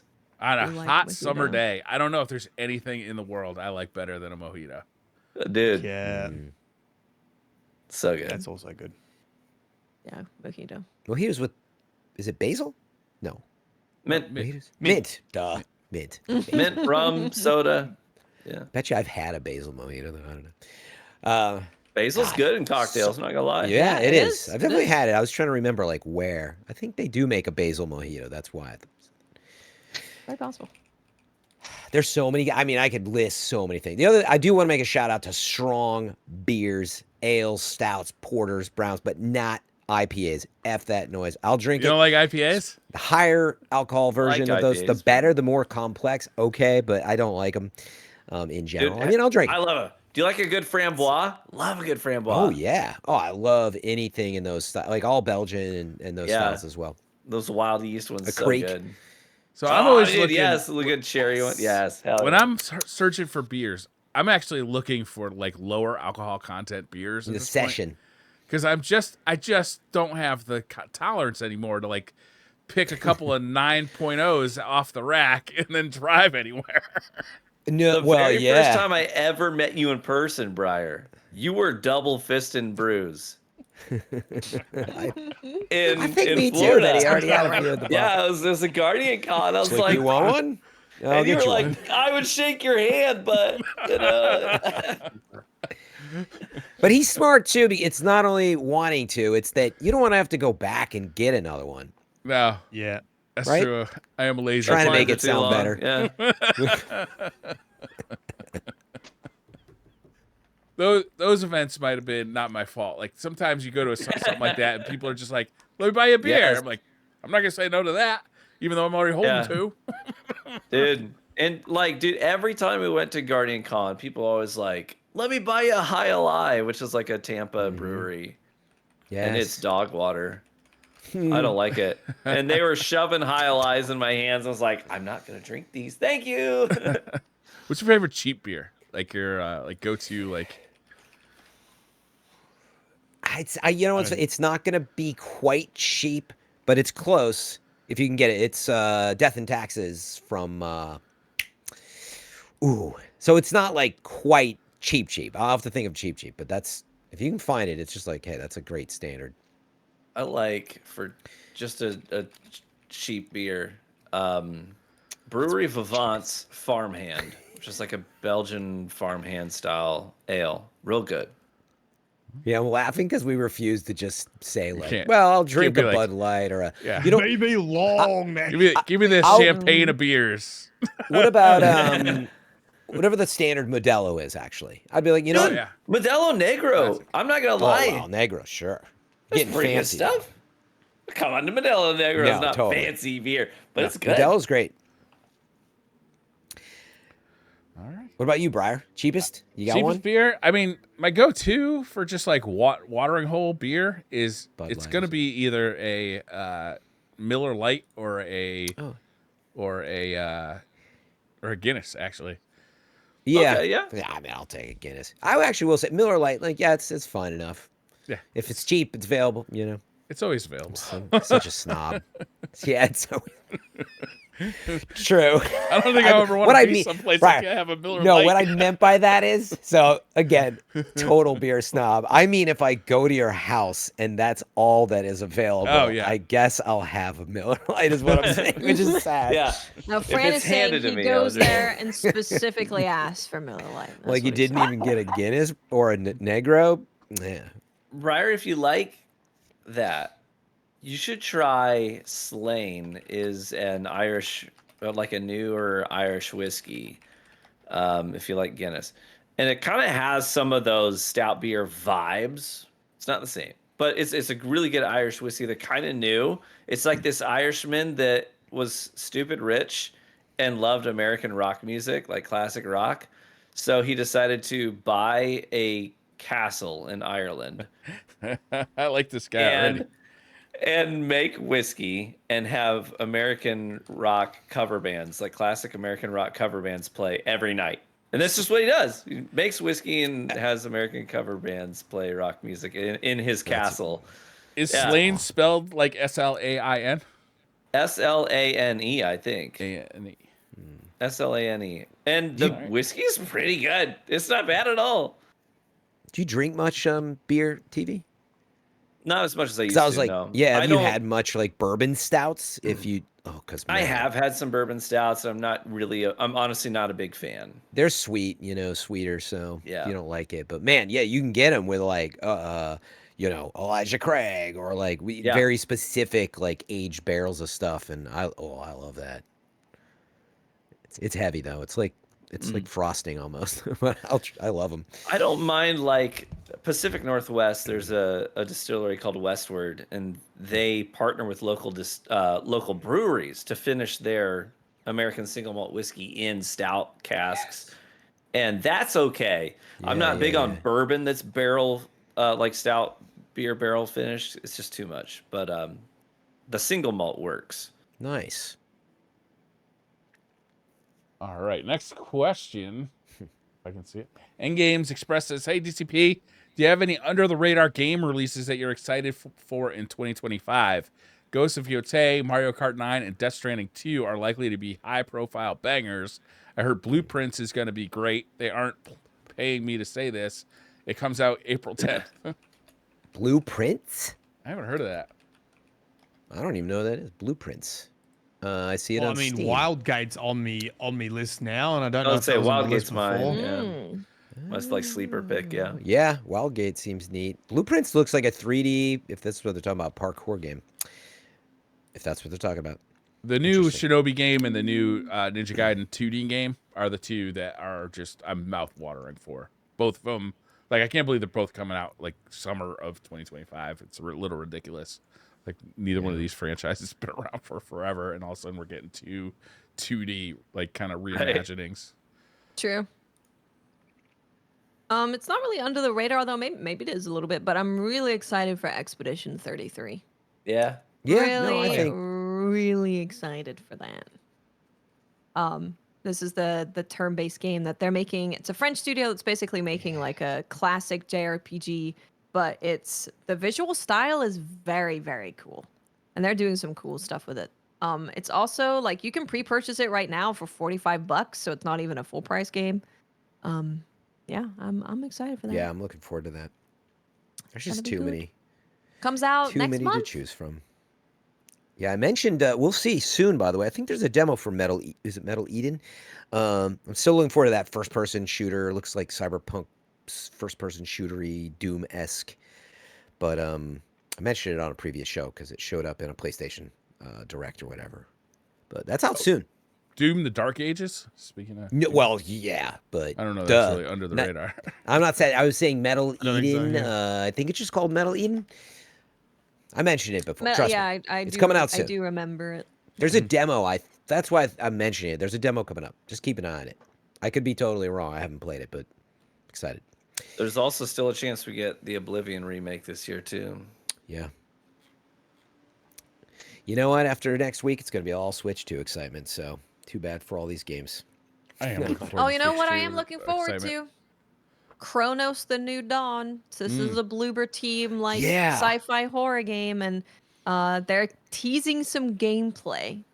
So we should be getting some more gameplay soon. Yes, I saw that and I was like, kind of looks Dead Spacey. And they said, I think it was one of their influences. I'm like, yes. Brian, did you ever go back and play Dead Space 2023? Is that another one that I yelled at you about? You never? Yes, you have yelled at Oh, me. look about at his that. face. God. Dead Space, everybody, please. I'm I would begging. We like to need play more of that these. again. But Or play that's that. why I was excited to see Kronos. We need more. I don't know if it'll play like that, but it does look sick. It's a good call. That's probably on sale by now too. It's so old. It's on Game Pass now. Oh, really? I think can it's play for free. I think it's even on PlayStation Plus or whatever. Please, so good. Last question of the night. Beerus0313 says, best way to spend a vacation day, gaming or getting things done? It's a vacation, Vacation day? Vacation. Not like you're on vacation, but you're like off work. Is that? Think that's Well, what they mean. Yeah, I think so. If you It's can do half hard. and half, if you can get the house a Yeah. little bit clean and then chill out with some games, that's the best. That is I the would- best. That is You the know what? best. You're right. No, it is. Yeah, I Yeah. totally agree. You I- reward Otherwise you If you feel yourself. get the house guilty. clean, you got the kitchen. If you just get like the kitchen and the living room and stuff, Yeah. that's spotless, clean, looking good. And early in Yeah. the day, and then you have the rest of the day where you know that everything is done. Everything's And done. you can just No no guilt, responsibilities. no nothing, no spot. Yeah. Yeah, you get to just do I- whatever you want for the rest of the I think you got to have at least one treat yourself moment. Whether that's like, I'm the do. only person in the house that likes Thai food. I'm going to go get myself some Thai takeout for lunch. Just something like that where you're like, this is just for me. As long as you got one of those moments somewhere in the day, you're good. Yeah. No, it's really important because even if you're doing stuff that like you like, right? But if it's not just like, this is just for me, this is the thing I really like, it still feels like you haven't fully rested. Uh-huh. So getting that's a good advice. Yeah, it's a TV good Edge call. just did that yesterday, and I felt so guilty. Did You you? can't, I you can't I feel was- guilty. That's the I was rule. I was craving like a specific pizza. You know what I mean? You know what I mean? Yeah, Like yeah, yeah. Oh, there's yeah. pizza, but then when you're craving like a specific pizza, Yeah, oh Blue yeah. Like, cheese, pizza. my family seafood. doesn't really like New York style or New Haven style pizza. They really like that kind of thicker Greek style pizza. Which Sure, is sure. fine. I'm not gonna be a snob about it. But I wanted like that real like kind of crispy crust New Haven style pizza. Sure. So I at lunchtime I was just like, I'm just gonna go get a small pizza and bring it home, and I'll watch a little bit of X-Files and eat my pizza.